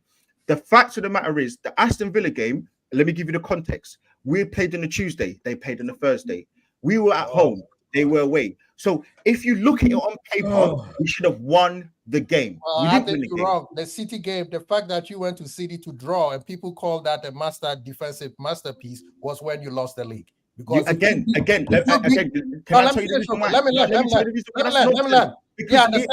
land. Throughout the seasons, Liverpool haven't beaten Man City away. Exactly. That's why we didn't win that season. If we had beaten them that season, we win the league. The season that you won the league, did you beat them away? We already won the league by then. They gave us. I'm asking you. It didn't matter. We didn't have to. We won the league. The title was won before we played City away. They gave us a card of honor. I know, because you came back. The title was won before we played City away. You were all drunk. I remember Andy Robertson and also Trent. Yeah, we already won the league. But the point I'm trying to say to you is, you can't pin it on that. Lee, to be honest with you, Lee, you know when you lost the league, it's easy to see it in hindsight right now. You lost the league at Christmas, bro. You dropped 3 games in a row, and you didn't even believe you was in the title race in January. Both of us messed up. Going into January, Arsenal weren't even in the title race anymore, bro. And do you know what happened? We got ourselves back in the position. And then you did not win a season. And I saw the light. We saw it. So basically, what happened is, let's use a boxing analogy to make it easier. You lost the first 5 rounds, and even though you started to play well towards the end of the fight, you were already down on the scorecard. It was too much to make up, bro. No, it wasn't. No, too much to make up. No, there was too much to make up. If you didn't lose all those games in December, then you wouldn't have been making up ground. You know the perfect analogy? The perfect analogy is the fight that we saw Tyson Fury against Usyk. He was up. You know why he lost the game? Because he got cocky. He was actually down, Lee. Usyk was winning on the card, bro. I think to the 7th or 6th round he was down. He was down. No, he wasn't, bro. He had the fight. He had the fight under control, but he was down on the score. Okay, fine. He was down. Okay, but my point, if you're using a boxing analogy, we were up. We were in the position. We literally were there. Yeah, you had lost. Hold on. You had lost your game. We were after you. So we had the lead.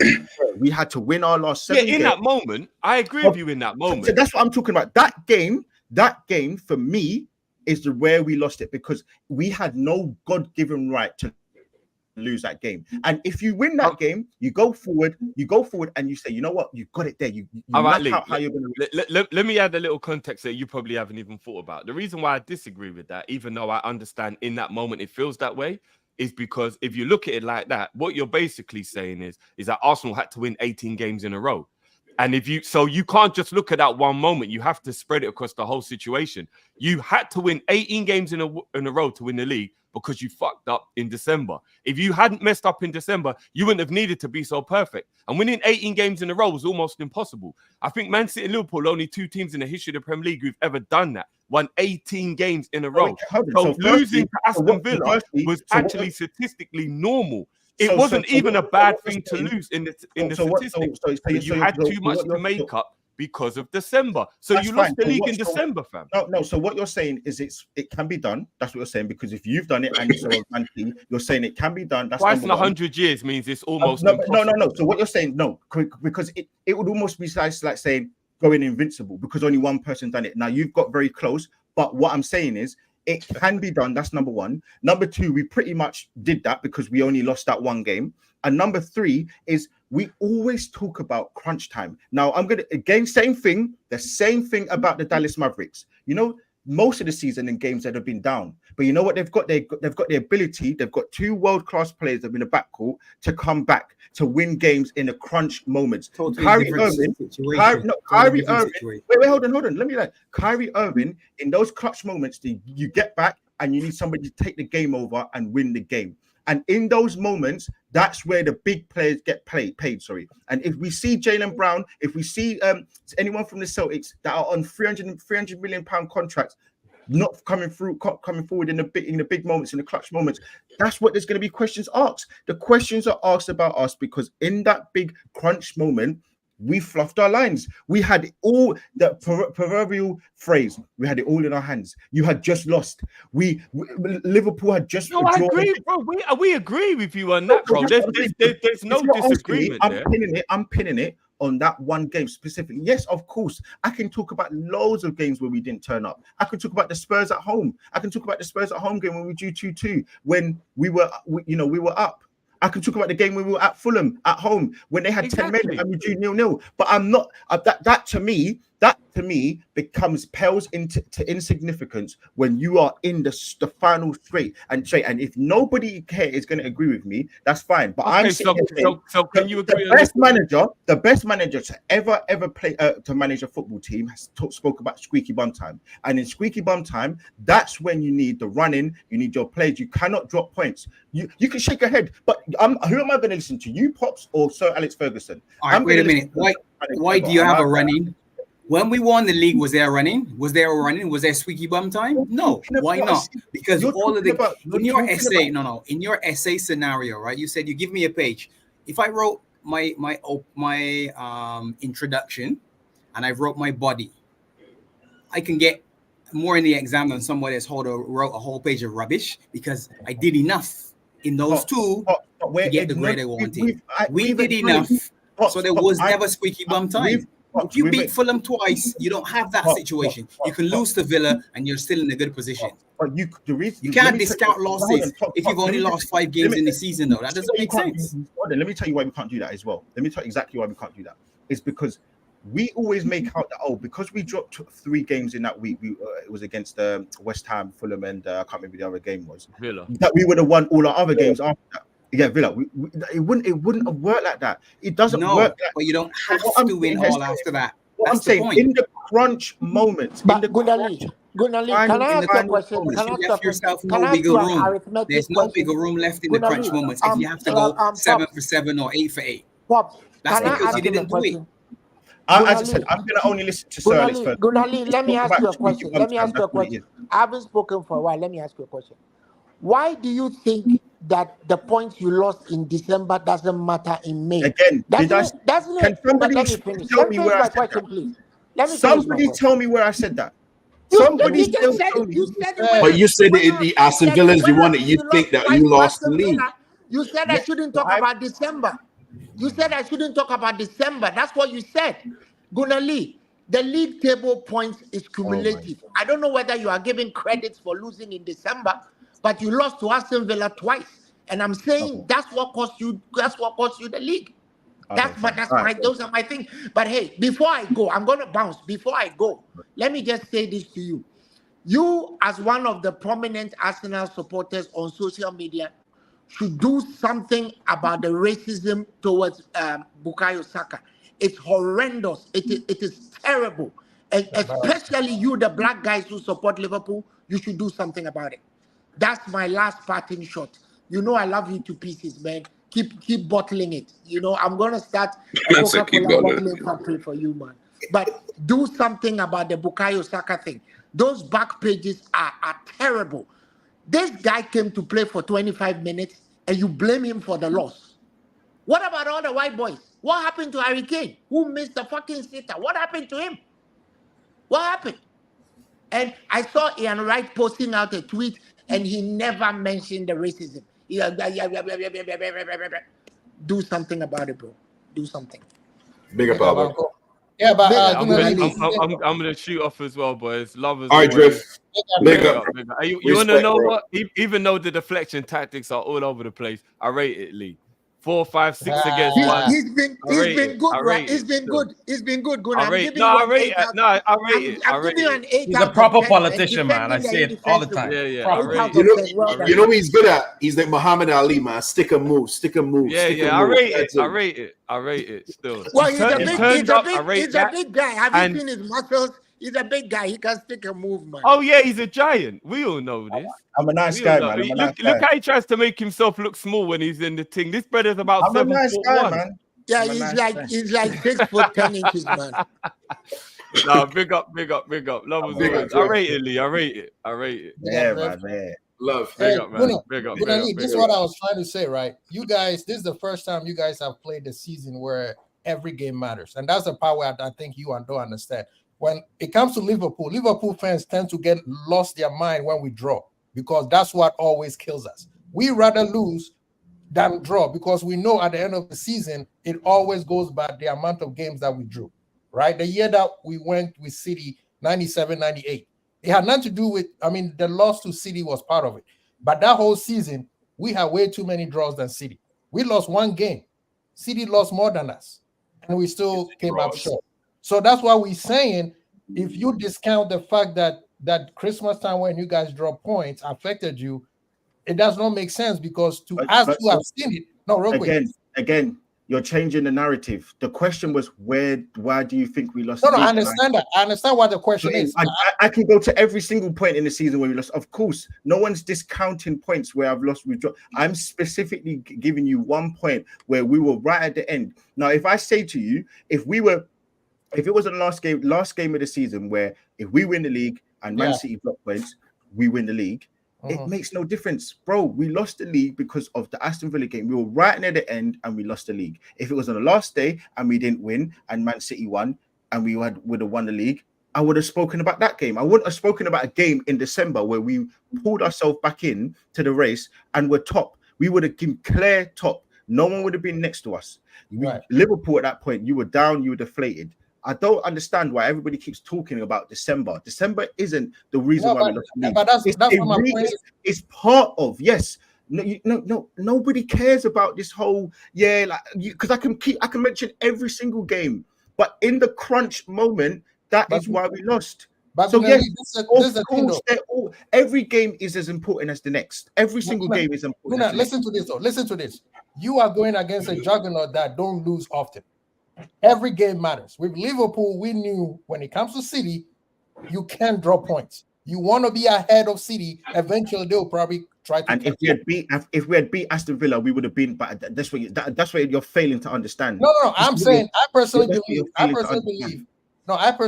that you guys lost the season. If we answered the direct question that was asked, I believe that you lost the season because of drawing at City. You spent a whole tactical masterclass focusing on defending when City at the time was kind of a little bit shaky at the time. So with me, that's what I go with. But I'm saying in total, right, we're talking about a 38 season. A 38 season that you are racing with somebody toe-to-toe. Every single game matters. Even if you fall off and you catch up, eventually whatever happened to you in the back will catch up to you. So that's what I'm saying. That's what I'm saying. Like for Liverpool, I'm talking for Liverpool now. For Liverpool, we don't lose often. But this is what we do. We draw a whole lot, and it always affects us. Even this season, all the games that we drew, if we take those 2 points, we win the league by 10 points. I'm not gonna lie, I'm disappointed. I thought there was gonna be a proper roasting, but you lot got finished, man. I'm not gonna lie. You got finished. You deflected. You got something else. I had to get. There was 6 men that was trying to, come and attack me, and this was poor. This was weak, man. I'm not. You went us on a merry-go-round, man. This wasn't great, man. I'm not gonna lie. I expected. I've given you an hour and 45 minutes almost. This is poor, bro. I thought this was gonna be a proper grilling. You lot ain't done enough, man. This is if the shoe wasn't and let me just make it very clear. You lot bottled the league yourself, and I haven't even really got into it. But I can see no expectations. We ain't gotta do that. But I'm disappointed in you lot. I'm gonna ask you a question. People, man, we're nice, bro. I'm gonna ask you a question, Lee. Is Arsenal winning the league next season?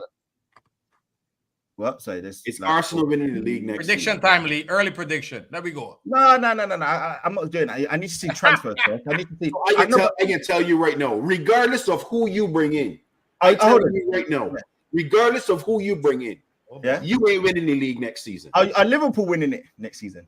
We are not winning it next season. Okay, but you got realistic. But you chance to finish above you, though. Energy. So Liverpool are finishing above Arsenal next season. I said there's a chance. I believe we will.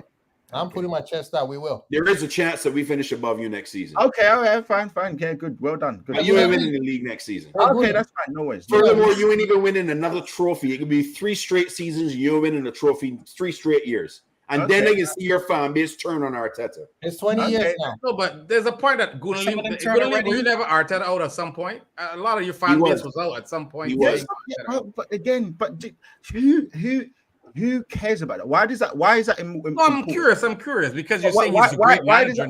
Why is that important? The guy. Because you're saying that he's one of the best managers. Hold on. Again, because Liverpool fans love to do context for their club, but when it comes to everybody else, they just like to forget the facts. The facts of the matter is, the facts of the matter is, we were at the time signing, re-signing players such as Louise, re-signing players such as signing Cedric on a loan or whatever it was, playing all Mustafi, playing Reece Nelson, playing all these players that weren't of the certain level that we knew. We didn't know at the time that the ownership was starting to plunge money in fully and back this guy. We also saw the manager, so at times, yes, he was extremely wet behind the ears, making silly decisions at times, which again, he's learned from. Hence why we're in the position that we are in, that we're challenging for a league with his first season where he's been predicted to win the league or challenge, and he's done that. You can't sit here and act like, oh, he didn't deserve to go at certain times, because the guy wasn't performing. And that's if we're a big club, I don't understand you with your club winning 9 trophies. People, Bayesian, you wanted him out. You asked him to go after winning all of these trophies. Winning all those trophies, and now I'm sitting here like I'm some crazy guy because we wanted Arteta out after winning 1 FA Cup. That you look at. I wanted him out, right? And why did I put the context there? Why did I say I wanted Klopp out? Because I didn't like the style of football that he was playing. Okay, and do you know what we were doing? And again, we were playing. We had to play 3 at the back, playing Louise and playing all of these washed guys. Because, as I said, but that was a long time ago. Lee, you just spent 150 million, but nobody got nothing to show for it. But nobody's been Arteta up for like 2 seasons. What are you on about? But I said you spent 750 million, and you have how much have you spent? And how much since Arteta's come? Only you have spent less than us in the top 6. Everybody spent more than us. We were in such more than you. We were in such a bad position. So if you want to, you should be comparing Arteta and Klopp's first 4 years. You don't want to do that. You shouldn't be comparing what they're doing now, because this is his first managerial job. You can't sit here and act like, oh, you wanting him out because of his style of play when he's winning. Again, this is what annoys me about this whole. You guys pretend that this whole annoying winning trophies is the barometer. Hold on. You act like winning trophies is the be all and end all, but then when you're winning but playing crap football, you still win him out. You can't make up your mind. Hold on. The facts are. Arteta was a new manager who was not getting the results, not playing amazing football, and not being backed by the club. So we felt that it was a change that was necessary and needed. You can't sit here and make out that Arsenal fans were in the wrong for asking the manager to go who wasn't performing and lost to Burnley at home, Wolves at home, and Everton at home at the time in December of 2021. Don't make it seem like we're some crazy fan base, because when you had Roy Hodgson, who was an experienced manager who wasn't getting results, you wanted him out, and he was getting we were getting battered. We started the next season, and we lost 3 games at home. So we lost against Chelsea, we lost away 5-0 to Man City, and then we lost another game. And we were 17th. That's where the famous clip of Troops where he said, "We're 17th," when he's shouting. Bro, you can't sit here and act like Arsenal fans are some crazy fan base that don't deserve to share their opinions. Bruv, the guy wasn't getting the results. So, of course, as a big club, as you're meant to do, you're meant to act and ask for a new manager. There's nothing wrong with that. If you know that, hold on. Let me just quickly. We're some weirdos because we wanted the guy out, bro. Like, come on, man, that's just crazy. What Lee's saying, I hear, and listening to all of this is funny because you're just there. You mentioned about barometer and stuff like that, and I hear it to one extent, but the reality is, as Enz just put out in the comment, winning is the currency. Winning is something like at some point there's gonna come a time, I'm assuming, in your own journey, that you're going to look at it and say, well, he's still not winning.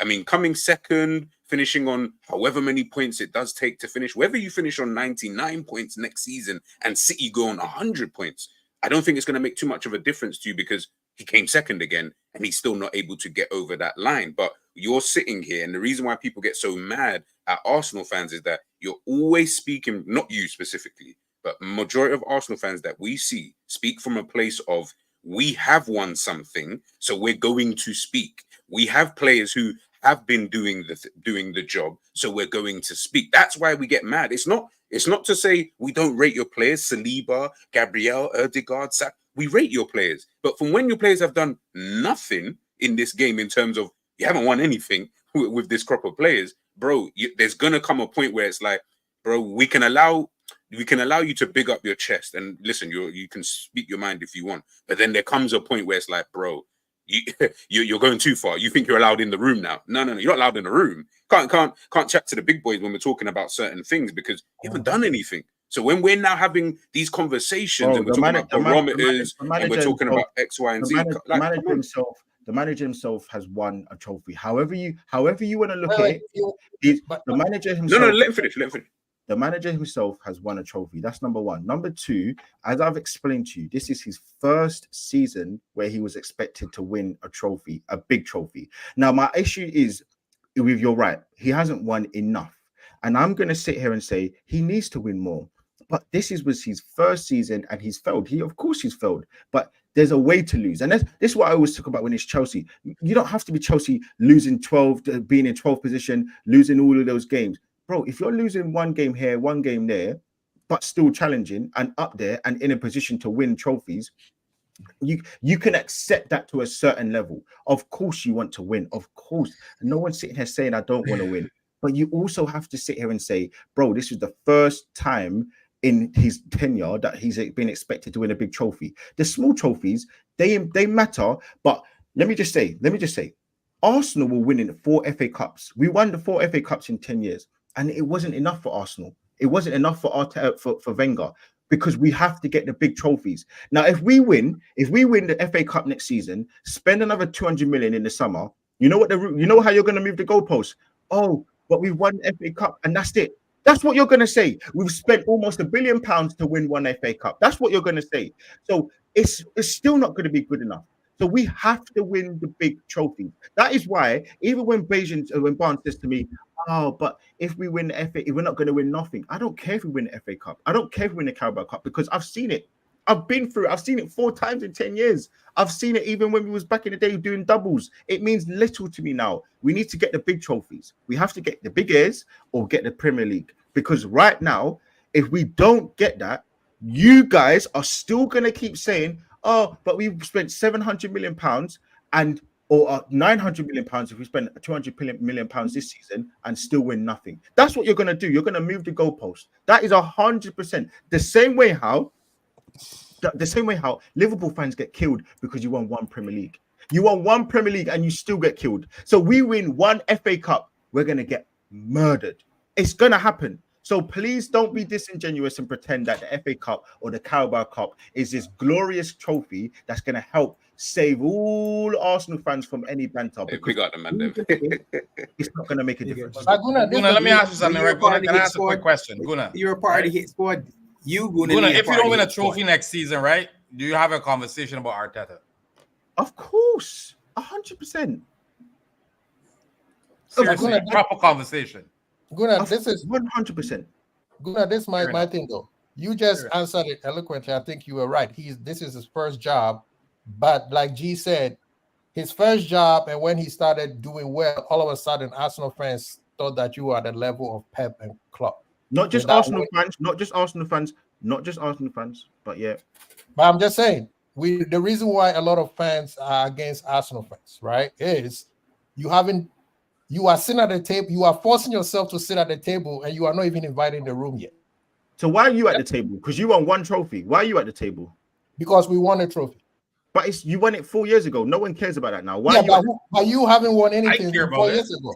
Why? But you won 1 trophy. I didn't win it in 30 years. I care about it. Okay, right. Cool. Okay, so if we win it next season, then we can chat. That's a very good question. But in the last 4 or 5 years, we are the only team that have able to challenge City. If we're looking at the list, so why do you talk? You talk like you lot are some big shots. You won 1 because we are the only one who you haven't beaten them yet. Have you beaten City yet? We are the big shots, though, bro. We're the biggest club in England. No. Guys, let him answer. Guys, outside of Pep, who else has won the league? Outside of Pep, who else has won the league? 1. 4 in a row, 3 in a row. Right, we've won 1. Okay, good. We've won 1. Have we won any? No. Have United won any? No. Have Chelsea won any? No. 1. As I said to you, if you want to sleep in a homeless shelter, I don't mind sleeping in the street. Because at least I'm in a shelter. You are sleeping outside. It's raining. It really makes no difference. I like the analogy that you use. Streets ain't good, bro. The streets ain't good. Lee, it's 20 years, Lee. It's 20 years. I don't mind. You just sat there. No, you just sat there, right? You just sat there and said you have to win a big trophy. You have to win big years. You've never won the Champions League. So ever. What? So and it's 20 years since you won the Premier. So what? You make it seem like you're the next in line to win the Champions League. That's what you think. So because I've got ambition, because I've now got an ambition to win one of the big 2 trophies. You're now what's your but you've disregarded everything else, right? You've disregarded everything else and said this is what it is. It's the Premiership and the Champions League. So you've set the standard. As people always be talking about this, you gotta hold your club accountable. Your club will be of a certain standard. You're looking at your club through the eyes of someone who's never won the Champions League. I haven't won one Premier League in 20 years now, and saying, we're gonna win the Champions League and Premier League. Did I say that? Hold on. Did I say that we're going to? No. Again, there's been a lot of people who've been putting words in my mouth. I did not. I said we need to win. I didn't say we are going to. I did not. I said we need to be one of the 2 big. So we need to means the same thing as we're going to, because if we don't do it, then he's gonna have to go, right? You're gonna get rid of Arteta then, right? You're gonna fire Arteta and start again then, right? No, it does not. You cannot. As I keep saying, you don't need to infer because I'm right here. I did not once say we are going to do anything because so you need to. You need to. Yes, you need to. I did not say that. All right, good. Wait. If you don't, then what? That's the end of the project. That's the end of then as Crab said, there's conversations that need to be had, and maybe he needs to go. It depends. It depends how the season goes. That is how it goes. You can't sit here and say to me that I've said something I didn't say. I did not say we are doing anything. You're not willing to see him win incrementally. You're not willing to see him win the League Cup, the FA Cup. Show that he's capable of winning at the big time and then win. You think you just jump into the Champions League and win it? For me, because I can be honest and hold, because everybody's acting like I'm not holding myself accountable. If we don't win none of the big trophies, what is he doing here? We're a big club. We win big trophies. We haven't. That's number 1. Number 2, I'm also sitting here and acknowledging he spent a lot of money. So I'm expecting a certain amount of results for the money that he's spent. Why is it that I can't put an expectation? Why is it that I can't be ambitious? I don't care. I don't care. Sure I understand what you're saying. I don't care about the Carabao Cup. I don't care about the league, about the FA Cup. I've seen my club win it. We've got the most FA Cups. I've seen my team, not win the League Cup, but I know that my clubs won the League Cup. That isn't gonna save my club in terms of the season. It's not. Nobody in their right mind is gonna say, "Oh, well done for winning the FA Cup. That's successful. We're spending 800, 900 million pounds." Nobody. Everybody's going to put it down to the fact that, right, we need to win the big trophies. And they're going to move the goalposts and say, we've only won the FA Cup. We've only won 2 FA Cups, whatever it is that people will say. That's stupid. It's not arrogant to get rid of the other trophies. But I can also say we've been challenging for the league 2 seasons in a row. Now what you want me to do is say, don't worry about the league challenge for the league. Go back for the League Cup. But no one cares about that. Winning the League Cup for the League Cup. Winning the League Cup. It's just part of the season. It's just part of the season. You don't fight to win the League Cup and dismiss the league. You do it together. Every team starts a clean slate at the beginning of the season. No, again, that's why you're wrong. Winning the League Cup. Winning the League Cup or the FA Cup does not guarantee winning the Premier League, because we've seen it time and time again. I've seen it with Man United. There are no guarantees to anything. You just said that. There's no guarantees. So I'm not saying throw away a trophy, but I'm saying to you that is not going to save his job. That isn't. It's not going to save his job. It's Wenger's standard, right? Wenger set his standard different because Wenger won doubles. Wenger went invincible. Wenger took you to the final. So Wenger was at a different level. So when Wenger won 4 FA Cups in a period of time, obviously that's him not reaching the level that he set for himself. He set that level. It wasn't that it was set somewhere else and he came in and somebody said, well, this is what you have to do. He did that and set that bar for you. You're asking Arteta to go to his bar, not necessarily Arteta's bar. You haven't set Arteta's bar to say, well, let's do this and get there. I'm You're saying you have to get Wenger's bar. I'm telling him he needs to improve on a few things, a few minor things. This guy has been one game away from winning the Premier League. It's not farcical to think that he can win. You can't sit here and say that. And again, what fans look at is they again, this is what annoys. Again, it's so annoying with Liverpool. I find you so annoying because you love to do all the context when it comes to Liverpool. You love to talk about the fact that I just gave you a whole set of context. What are you talking about? You love to do all the things about, like, you give context with the way that he's built up your club, the fact that he now incorporates youth players, the fact that he's, he pulled your club from the mess that it was, the fact that he's connected with the fans. When Arteta's done we're not talking about Liverpool. No, but I'm talking about Liverpool. Come on, we're talking about Arteta. I just gave you context, and now you're talking about something else. You're going on a totally different tangent. Stay on me and you talking. Not all the internet fans on your side, all the internet on my fans. Okay, me and you. Just me and you. Now let me give you context about my manager. The same manager, when he came in, we were in, I believe it was in fifth place. He finished 8th in his first season and won an FA Cup with a squad that wasn't his. So that's, to me, do you know what that shows me? Do you know what that shows me? Do you know what that shows me? That he can actually work with players that aren't his. You know what that shows me? That he can adapt quite well. So when people make out that, winning a trophy with a squad that wasn't his, that shows that he's a better manager than what people make out, because he's won with players that weren't his. The fact that that's a positive for him.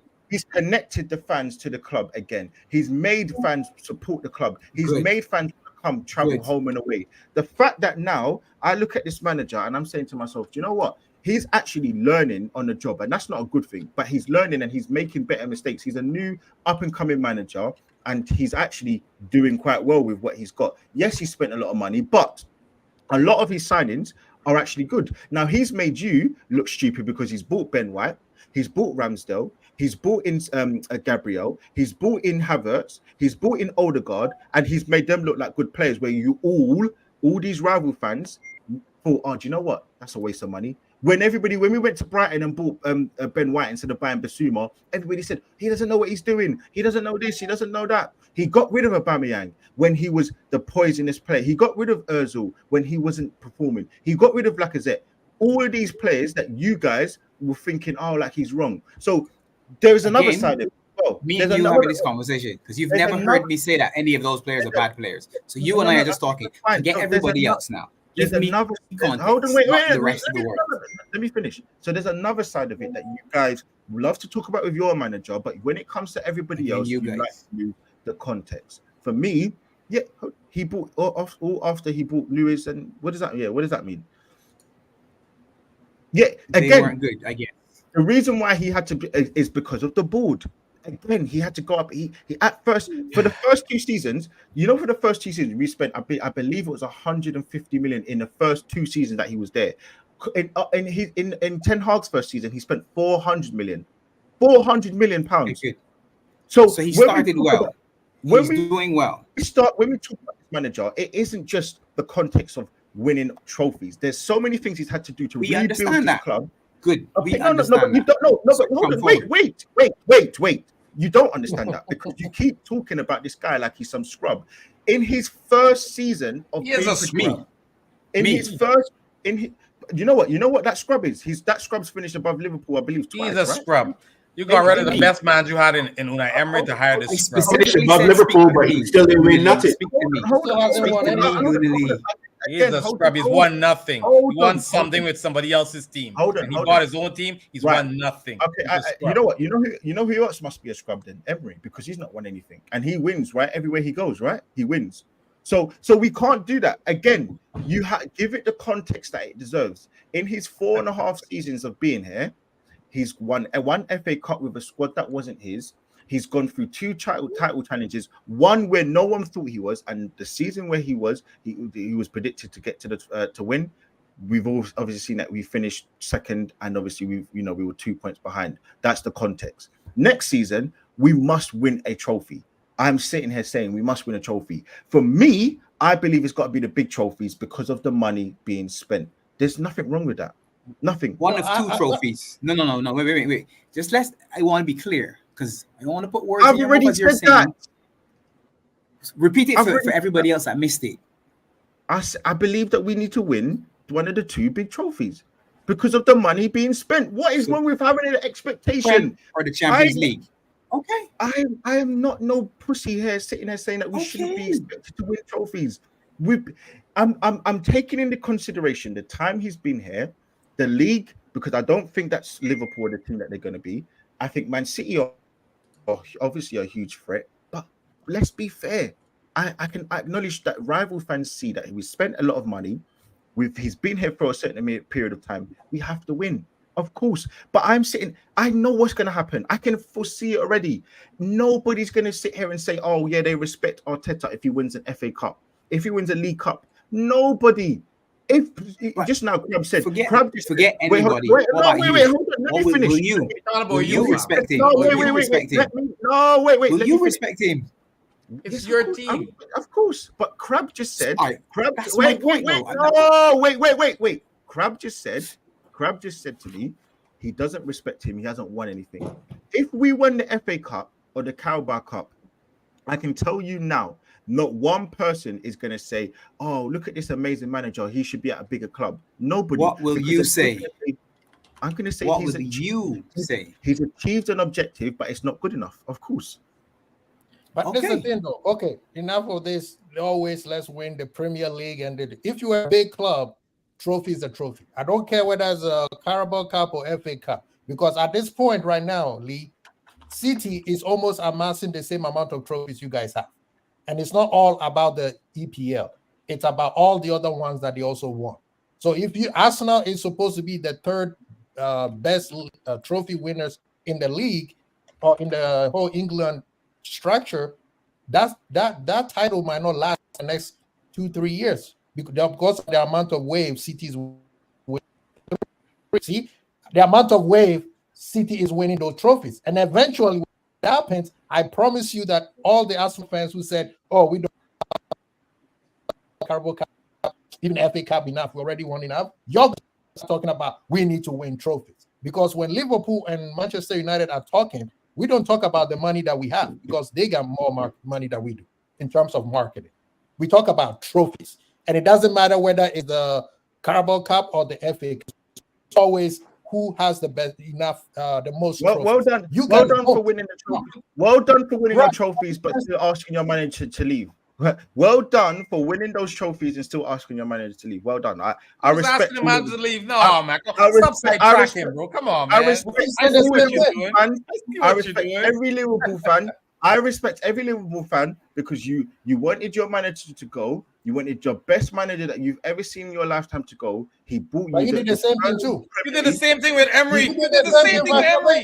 He's a way better manager than Arteta, bro. Not Emery, Wenger. Did the same thing with flipping Wenger. You guys did the same thing with Wenger. And again, they did worse. Pep's water boy, bro. Come on, man. Stop it. They had planes flying over. They had T-shirts and all sorts of stuff. Hold on. Let me. You man have parties. Guys, you remember the party when the party arrived in Arsenal? And the rice baby and all this shit? Come on, man. You guys, again, Liverpool fans, I swear to you, honestly, it's almost like you live in a world for yourself. Like nobody can say, you Liverpool fans asked for your manager to leave. You wanted him out after winning the league after 2 years. You asked for him to go. Now you can say whether it's standards, you can say whatever it is. You asked for him to be sacked. You said that he finished. But yes, Wenger hadn't won the league for 15 years and we asked him to go after that. Sorry, not 10 years. So in comparison, 2 years to 10 years is a whole different stratosphere. We were winning. You said standard. So how long you giving Arteta, Guna? Because you haven't won anything in 4 years. You haven't won anything in 4 years. How long you giving Arteta? What he said. Because you just listen to what he was saying? Oh, he's giving him time. No, it's good. I don't mind if you give him time. Give him time. But we said if it comes to trophies, because that's always the final result, right? You have to win something. You can't.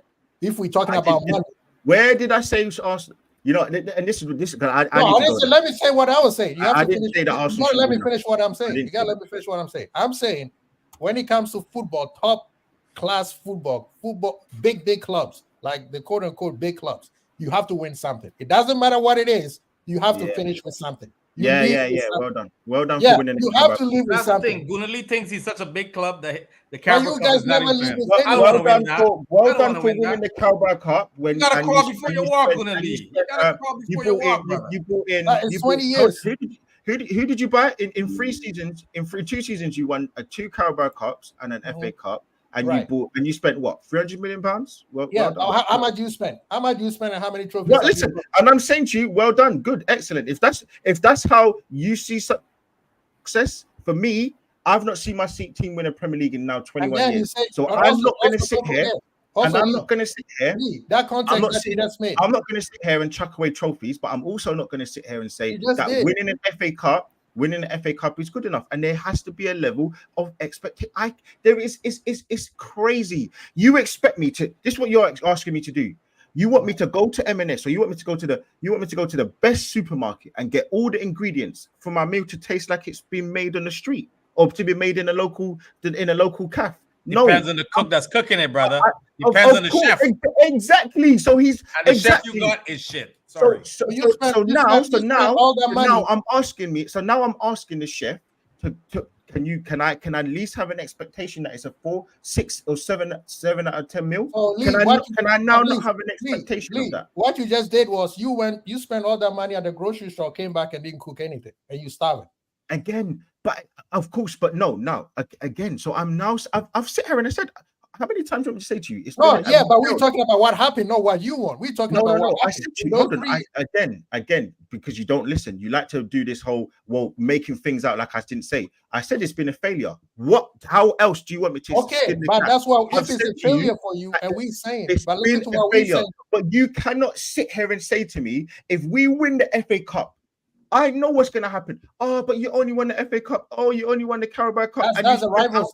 Those are the haters. Those are the haters who don't win anything. Those are the people who don't win anything. I'm just saying to you, man, if you win a cup, I'll be happy for you, man. It's time, and you know what you're going to say? You're going to say, oh, yeah, keep him because he only wins the small trophies, and it's about the big trophies. And you know what they're going to say? Oh, well, he's only won this amount of trophies, and when Klopp won 1 Premier League, that's what's going to happen, because we know how football works. Bro. Why are we back to Klopp? No, it's just how football works. It's so annoying because you guys. That's the narratives that have been. That's the narrative that created for Arsenal fans. That's why you're going to keep going back. It's so annoying. It's annoying because you're making me sound like I'm some crazy guy that's making this up. We know how football works. We know how objectives work. We know how boards work. We are seeing it right now with a club in Man United who have spent £400 million in 2 seasons. They've won 2 trophies, and they still want the guy out because he's not gone for the big trophies. Yes, guaranteed. I understand they finished bottom of the Champions League and they finished 8th in this Premier League. But if trophies were the biggest currency, that's what everyone says. Winning is winning. Trophies. Then he wouldn't be under threat of losing his job. So you can't have it. It's the biggest currency for fans. You can't, no, and the board. Okay, so but the board want money. They're interested in money. If Ten Hag had qualified for the Champions League, I bet none of this conversation would be going on. You're right. Okay, but my point is that and that's I'm a fan. I don't work for the club. So we're talking about, you're asking me. So as a fan, I'm sitting here saying the level of expectation, and for many fans, we have to have a successful season where we challenge/win the league and maybe win another trophy. But to have a standalone trophy and expending, if we spend another £100 million in this summer, £115 million, that would take our spend to nearly 800 million, so nearly £900 million since he's been at the club. Wow. Do you think that I'm going to be happy £900 million winning 1 FA Cup or 2 FA Cup? Can I answer that for you? Can I answer that? Not good enough. No, you can't answer that for me because you're not an Arsenal fan. Yeah, I know, but I can give my perspective. So you can't answer. No, you can't answer that for me. You're right. I can answer that for you. You're a Liverpool fan. You're a Liverpool fan. Your same fan base asks for the manager to go. No, but Gooner Lee is better than spending £900 or winning nothing, though. But if Pep spends $1 billion, so you spend 900, Pep spends $1 billion, he's already ahead of you and stays ahead of you. What does that mean then? What do you mean he spends $1 billion? You just said if you were to spend 900 million and not win anything, I'm saying to you, the team that's already ahead of you is going to continue to spend. So if he spends more than you and you end up in the same spot, then what? Because you're going to spend more, he's going to spend more as well. Then what? Because they're already ahead. It's the way the cookie crumbles. We'll see. We may see players leave Man City. So it's all about the landscape. That's why when you ask me right now, are Arsenal going to win? I'm not going to say you can't definitively make a statement now because the transfer window hasn't been closed or whatever the case may be. So, exactly. So I don't know who we've bought. If we buy players, some good players, then I will answer the question. Can I give my perspective then? Okay, so Lee, that question that I was saying I can answer for you. The reason why it would look so bad, just like Crab said, is because within the course of 6-7 years, he won one trophy with 900 million. Klopp have spent a lot of money. Look, we're not going to sit here and say Klopp did not spend money. But guess what? For a period of time, Klopp was picking up trophies as he goes along. So guess what it does? That's what it does. It damages it decreases the damage a little bit. If Arteta had won, let's say, 2 FA Cup, 1 Carabao Cup, and a Europa League, and even a Europa League, I guarantee you that 900 million will mean nothing. It will be nothing. We are progressing. Europa League will be a big win. Arsenal's never won Europa League. Arsenal the fact that you guys have not won anything and 900 million, it sounds real bad. Okay, cool. Really if that's what you think, then cool. I don't mind. And listen, at the end of the day, I support my club. I know my club from my point of view. I know that we've won 4 FA Cups in the last 10 years. I know that my club has been, in the dumps with finishing 8th. I know that my club have not been challenging for the league. I know that my club have won the league in years in the past. I've seen it. I've been there. I've been to the trophy parade. The same amount of trophy parade. To be fair, sorry, let me not say I've been to more trophy parades in terms of the Premier League than you. But anyway, that's besides the point. The most important thing is I know that my manager is a good manager. I know my manager is going to win something next season. What he wins, that's just down to how the cookie crumbles. But I'm not gonna sit here and act like he doesn't have to win anything. I'm not gonna sit here and say that we should throw away every trophy. I didn't say that once. I didn't say that. I'm not belittling anything. But I'm sitting here and I can also say, winning an FA Cup with the money he spent and the time he's been here, I just know the narratives. I know how everything's going to be spun, and I can objectively say that if you've been in 2 title races, you've got to get it over the line. I can sit here and say that you've got to get it over the line, and if you don't get it over the line, there's questions to be asked. Which, of course, I'm not going to be stupid enough to say that, but I'm also not going to sit here and say that the guy's washed. I'm also not going to sit here and say the guy doesn't know what he's doing. The guy's been a fantastic manager for us. The guy's got us from the doldrums of before, having players like Mustafi, having players like Kalashnic, having players like Reece Nelson starting for us, to getting all of these players in, getting them gelled, and winning the most games that we've ever won in a Premier League season. Now, that's an intangible that I can work with. That's something I can work with. And whatever you want to say about me, you can't say that about my manager. You can't talk about my manager and say that he's some rub that guy, because I can tell you now, if I said to you right now, you can have Arteta and we took Slot, you would do it. 1,000. You glorified Waterboy, man. Listen, what I'm gonna say, Jack probably is the happiest one that he left. Because guess what? He's got a trophy. 1,000%. That's all I gotta say. Granted, Jack is smiling right now. Nah, Lee, listen to me. Here's what you do. I voted Gooner Lee in for the next Prime Minister in England. Bro, Gooner Lee will get my vote. I'll bring my whole family. What we need to do is we need to revisit this at the beginning of the next season, so we can have on record where your predictions are. Once the transfer window is done and all the buys and sells have happened, I want to hear what you are thinking, because you moved 4 points over the last season over season. You won one, you lost 1 less game. You drew 1 less game. You won 2 more games. As you rightfully said, you've won the most games you've ever won. Still not getting the most points you've ever won.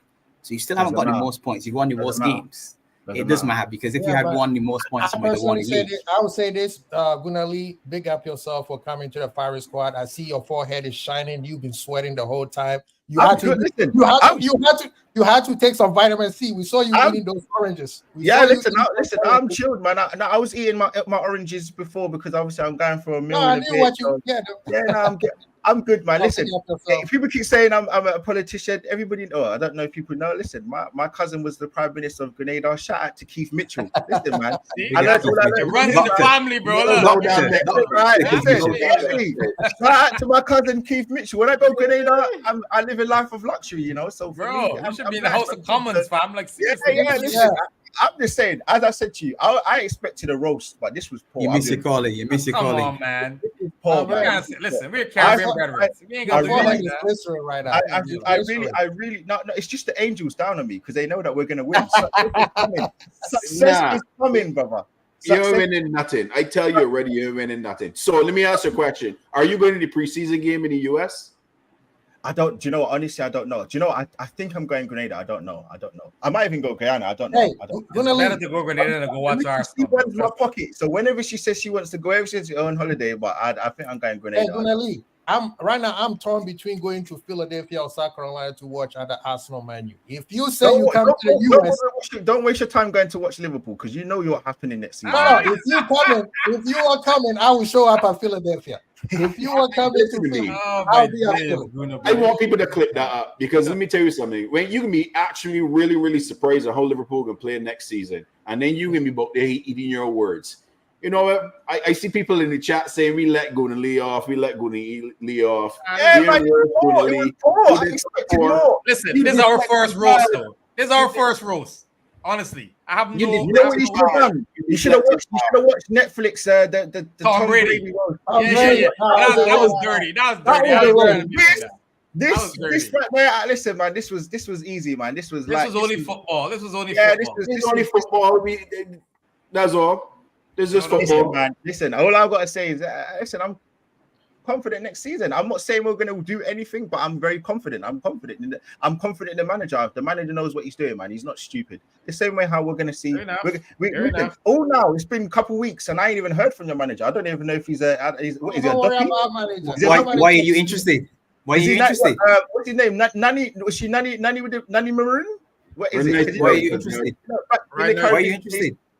You manager playing, you never walk alone on his earpod. Why are you interested? You know they used to say, Daddy Maroon back in the day, Jamaica, when they'll see her on one part of the parish, they'll see her in another part. That's what your manager is. He's just all over the place, and we don't know who he is. We don't know where he is. Why are you interested? You'll find out, though. You'll find out. Why I'm interested? Because I'm a football fan. You find out in Philadelphia. I'm a football fan.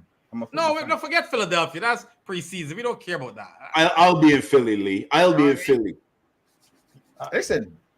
You know what? You go watch it, and you're going to see up live and personal what we do, innit? Like, but that's second team stuff, though. Let me just say, last season we played Man United in the preseason. We lost. Then look what happened. Then we lost, and then you know what happened? You know what happened last season? You bottled the league. That's what happened last season. You know, we went for treble, Gooner. You went for the league the same day you bottled the league. And I'm happy. We didn't bottle the league because there was no expectations for Liverpool to win the league. No. There was no expectations for Liverpool to win the league. Expectations changed. The sad thing is, he actually said it himself, you know. He said it.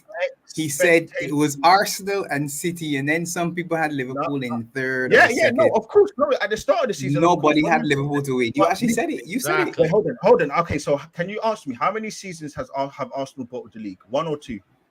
2. For me, none. And the first season, the last season, when we predicted to finish even in the top 4. When? No, I did. I had you guys in top 4, but not the one just finished the one before where you finished second. No, not this one, the one before that. Yeah, everybody had you in the top 4. Okay, but did you expect us to win the league? No. So we didn't bottle anything. Right? Yes, you did. Okay, hold on. Remember, you were 6. I think you were. Remember when before we played you, you were like 7 points. You were 6 points or 7 points. We were 5 points ahead. No. Okay, fine. So hold on. In February, we were 5 points ahead as well, and then we lost to Man City. So same like you. So you bottled. No. You were 9 points ahead. You were 9 points ahead when you played Man City, and they drawed it back. 9 points. Yes, you were. 9 points. Go look it back. I am a math guy. Trust me on that one. You were 9 points ahead of them. Listen, all I'm saying is, listen. 10 points, 15 points. You were ahead. And you've bottled the league. No. No, 5 points. We bottled the league. Hold on. So what you're saying is, because you weren't expected to do something, even though you were in the running to do it right near the end of the season, there's no level of expectations changing. There's no one expectations changing, Lee. But let me tell you something. We are not disingenuous on this. We're not disingenuous on this channel. But you know what? We were already hyping saying, "Oh, we're gonna win this and win that." But let me tell you something realistically, and this is me speaking honestly, right? The way we were playing this season, there was no way we was winning the league. That's not what you said. Way too inconsistent. We were giving up goals every game before and being the comeback kings. You do not win championships by playing that way. You do not. That's not what it doesn't matter. The facts of the matter are, you were in the position to do something and you didn't do it. You were there. You were right there. On the same day that we lost the league is when you lost the league. So you can't sit here and say December. We both of us lost the league in December. Because when City was away at the Club World Cup, you and us had the opportunity to push the league in front of them by so much that it would have been very hard for them to keep up. But they came back from winning a Club World Cup and was like, "Oh, we're 3 points behind these guys." All the excuses, and again. This is what I say. This is my. He's trying to flip it on us. Watch him. This is my thing, and again, this is why. And again, it's me. Just my opinion. This is my issue with Liverpool fans. The biggest issue. You guys, maybe similar to Arsenal. You're such weak fans. You can't expect. You can't have anything. You can't have any. Oh my God! And I always say Liverpool fans. Liverpool fans remind me of Randall from Recess. You always love to give all the big chat, and then when it comes to it, you really don't like to have any expectations. The fact of the matter are, watch AFTV, man. All them weak fans you got on AFTV, man. The facts of the matter are, if we bottled the league 2 seasons ago, you've bottled the league this season because you had a lead, you had a nice advantage. Whether it was 5 points, 6 points, you had an advantage. It doesn't matter whether or not you were expected to win it at the start. You had players, they had come back from injury. You had Mo Salah, you had all of those players, Van Dijk, Alisson, they were all there. You then lost the game against Crystal Palace. So if we did it and you did it, you threw it around, man. You had an opportunity. You had an opportunity to do something. You had an opportunity to do it. You had an opportunity to do something and you didn't do it. You can't. I'm gonna tell you something right now, Lee. Here's the biggest problem. Here's the biggest problem with all that discussion. If City are the dominant factor in all of this. Exactly. If we Liverpool, it isn't about us, you know. It isn't about the two of us. It's them. If we as Liverpool did not have the injury riddle season that we had this season, we probably would have ran away with the league. And I can tell you why. We had to end up dealing with youngsters, which you were a young team. We had babies, as people will call it, and beat Chelsea and win the League Cup. You and your young squad with very limited injuries all season couldn't face it out and win the league. Because he had the best center. He had the best center backs. Why? Because it's 38 games in comparison to center backs. That's it. No. The fact is that we still won the league with youngsters. If you're going to do facts, if you're going to do facts, you were a nice chunk points ahead. But City had games in hand. No. Because you want to do facts. Right? No, let's do facts. That's what you want to do. Let's see, Gooner Lee, right? This goes back to what I said to you, which you didn't agree with. In December, when City went, Liverpool and Arsenal both dropped the points that they should have taken. That would have put them in a position where they would have been comfortable going into the run-in and could have afforded to have lost a game or two, and either the two of us could have won the title. So if you want to say it's a bottle, and then both of us bottled it. If you want that, we both bottled the league. Then let me just put it that way. Want to say that? Okay, fine. I don't talk in bottles. The same way how again, I'm like, because it's disingenuous to the other man that is in the competition. I wanted you to say, because you're making it seem like Arsenal were the ones that bottled the league. I'm like, hold on a second. Fans that make it seem so. Two seasons ago, when we like I said, talk to me, Gooner Lee. Talk to me. Don't talk to the internet. Talk to me. When we lost to Man City, they had games in hand. They had games in hand as well. So you're saying, oh, we were 9 points clear, but it wasn't a true 9 points clear. We weren't 9 points clear. That's it.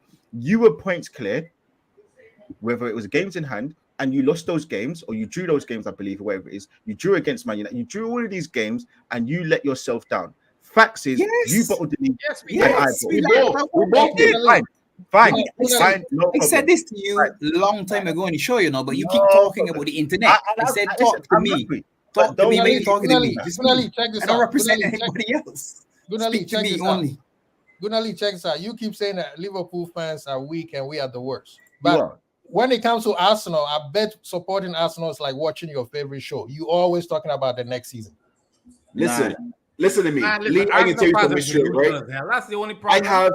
I have no issue with the style of football you play, with how well your team plays defensively. I can rate all of that. I have no issues. You know why I got such an agenda with Arsenal, bro? Is the fan base. That's why I have an agenda against Arsenal. Is the fan base. That's the truth. That's why nobody wants you guys to so much disingenuous fans out there, and they waffle and speak a whole bunch of rubbish out there, man. That is do my head in. I like to watch your team play because I'm like, these men gonna score and they gonna put it on a team because this is just how they play. But the fan base is just so bad. Now you've answered why, because people were asking me earlier on why I believe we're going to win the league. You've answered it because we play good football. We've got a good team. We've got a good play. We've got a good manager. And again, the reason why we play good football is because of who? Because of the manager. So don't make it seem that I'm crazy for thinking that Arsenal can do well. You played the best football this season, Gooner Lee, but you haven't won anything. You played the best football this season. Hold on a second. I was asked the question why I believe Arsenal can win the league. Bayesian Barnes answered my question. I didn't get word. But playing the best football doesn't mean you're going to win. You did the same. I don't mean you're going to win, though, because you didn't do it. Win the league. You just did the same thing. And spent 100 million on the play. Let me tell you. You know the reason why Arsenal are more feared and more respected in terms of winning the league next season in comparison to Chelsea or another team? It's because winning good football good football equals winning football equals results normally. So if you win, the same way how you just said earlier on, so I think it was, I can't remember Bayesian, that's which one you said it, but you spoke about the fact that you knew you weren't going to win the league because you weren't playing good football. We play good football, which means that you're normally going to create enough chances. You're normally not going to concede enough chances to you to lose a game and for you to win the game. We play very good football. All the metrics, all the stats say that last season we should have won the league, but we let ourselves down in the game. But no, I know. But so you're asking me the reason why I believe that we have a good chance of challenging / winning the league. I didn't even need to say anything. Right, you think you're better than City, though, Lee? But wait, you're better than City. Let me ask you this, right? Hold on. You've seen it. Good football this season. You don't have. What's going to make you change? You think you can play better football next season? Is exactly. No. Do you think you were better than City? Do you think you were better than City?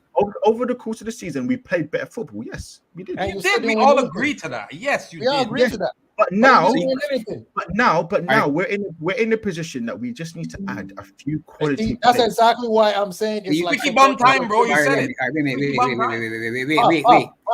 Wait a minute. Pop, real quick before I lose my train of thought. Exactly the last sentence he said is the reason why I said it's like watching your favorite show. You always say the next season. You played the best football probably in Europe, and you didn't even take a trophy. Doesn't matter. It doesn't matter because this was the first time we've been expected to win. So now there's the level of expectation for Arsenal fans, for the Arsenal players. They know we know that they have to play good football. Well, not even they have to win, because at the start of the season we didn't play great football. We were winning, but it wasn't the 4-5-0s that we were doing and beating everybody. You know why good football is not going to get you win? That's what proper teams do. What do you need then, Lee? What do you need?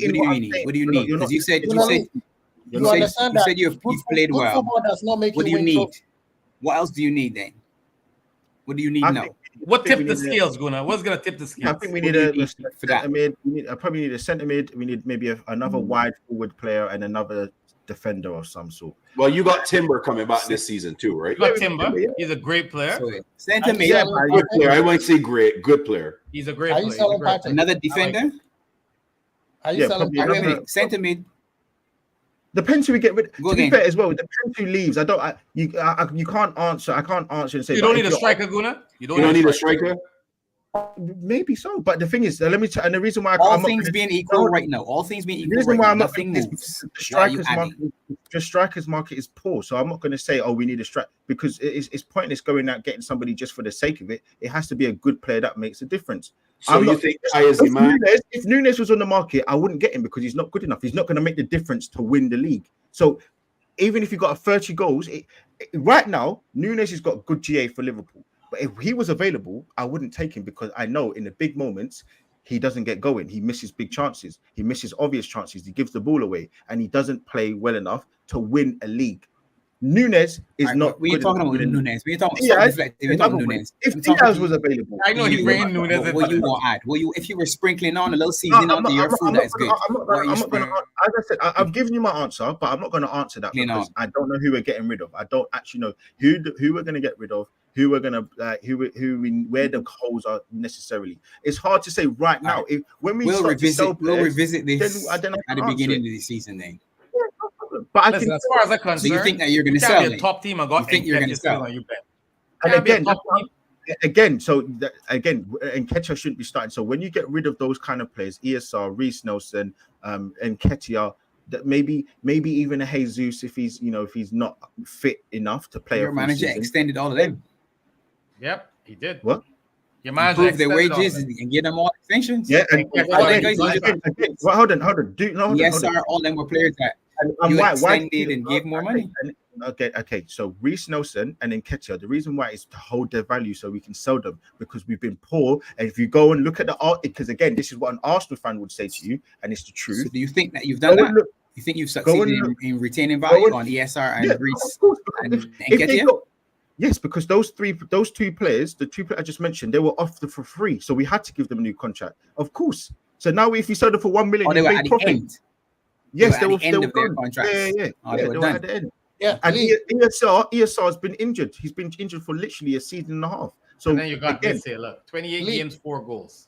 Jeez. And there's no issues with me saying that he's not a prolific striker. So I can say that, but my issue is we need other players to chip in the same way how when you had Roberto Firmino, the season you won the league, I believe he scored 8 goals in the Premier League, but you had other players chipping in, which was Salah getting 20 plus goals and Mane getting 20 plus goals. We need more reinforcements across the forward line to get more goals. There's no issues. There's no problems with me saying any of this stuff. No one's being disingenuous. I'm not fabricating anything. What I can say is that you can't ask me to give you answers right now on the 8th of June when, bro, like, how am I meant to answer? I don't know who's going. I don't know who's like. I can't say to you that we're going to win the league. It's a hypothetical. It isn't something that you're nailing to the mass, Lee. It's just hypothetical. At this point in time, if you were to add something to what you have, forget selling or whatever. This is what you have. What do you think that you need to reinforce? Forget selling or whatever. You said a centre midfield and a defender and a forward. Yeah, there you go. And a forward. Cool. Real quick, you made a point saying that good football possibly will win you the league. I bet to differ because you could play good football and still not win nothing. You need consistent football, and that's what City is very good at. Okay, let me just say to you, yeah.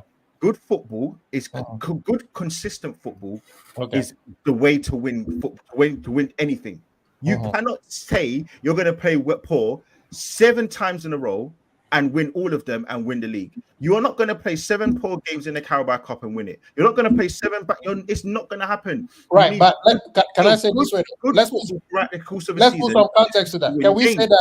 Can we say that we've seen City play better football than what they played this season? Absolutely. Every season is different. So next season, I understand that, but aesthetically, with your eyes. I don't know. To be fair, I don't know. I don't care. To be fair, we all know there's a drop-off season for Sunday. I don't know. But listen, that's the most important thing. But I'm just sitting here saying I'm very comfortable with the manager. I'm very comfortable with the squad. As you should. The team are in a very good. The teams are. Then what do you say? What do you say about all the Arsenal fans who always want him out because they think that if you bring Simone from Atletico Madrid, he would take over? Again, show me where if you're talking about Lee Gunner. No, I didn't say you. I'm talking about the Arsenal fans who say other managers who do a better job than this one. And I've just said to you, show me where, because I don't see that. Arsenal, and as I said, I'm a match going fan. Lee Gunner, I'll mention him. Lee Gunner have said it. What did I just say to you? If you're talking about Lee Gunner or you're talking about the North side, who for me do things more so for clicks, then I mean that's you're gonna get that. You're gonna get that in every fan base. People do that all the time. So are you gonna judge a fan base of 2 people? No. This is the reason why. This is the reason why I asked you real quick. This is the reason why I asked you that, because you said that you are with the manager, right? At the beginning, you were not so sure. So that's why I'm asking you, when did you transition to be with the manager compared to these guys who, I don't want to say they use clicks, or even if they do, they are consistently saying we need a better manager for us to win, even though you guys were competing at the highest level. Well, you got to ask them. I don't see those fans. I physically don't. I can't say there. I can't sit here and say to you that I see fans saying Arteta out. Where show me a fan? Then I'll be able to answer it. But as I said, but you don't. But again, but you don't need to defend them, though. This is the problem. Whenever I'm not trying to say you don't have to defend somebody else's point of view, because you can't. I can't tell you why somebody said Klopp out. Go to a stadium. I can't tell you that. That's somebody else's view. Go to the stadium. The Jamaican man that is beyond the EFT. Yardi wants all the time. I think he's a Simeone man or whatever. But again, that's his view. We'll revisit Arsenal after the transfer window before the season start. We'll have this conversation again. Bless the everyone. Big up, Lee. Appreciate it, bro. Even though the roast was soft, we still appreciate you, man. Happy birthday to the missus too. Happy birthday to the missus. Enjoy it, man. Make sure you spend a good set of that money, huh? Listen, that's the issue, man. Now I'm too feeling. People, make sure you like the video, comment, subscribe, tell a friend to tell a friend. Enjoy the rest of your Saturday. We out. Peace. Y'all can get redirected over to Ensman channel. Peace.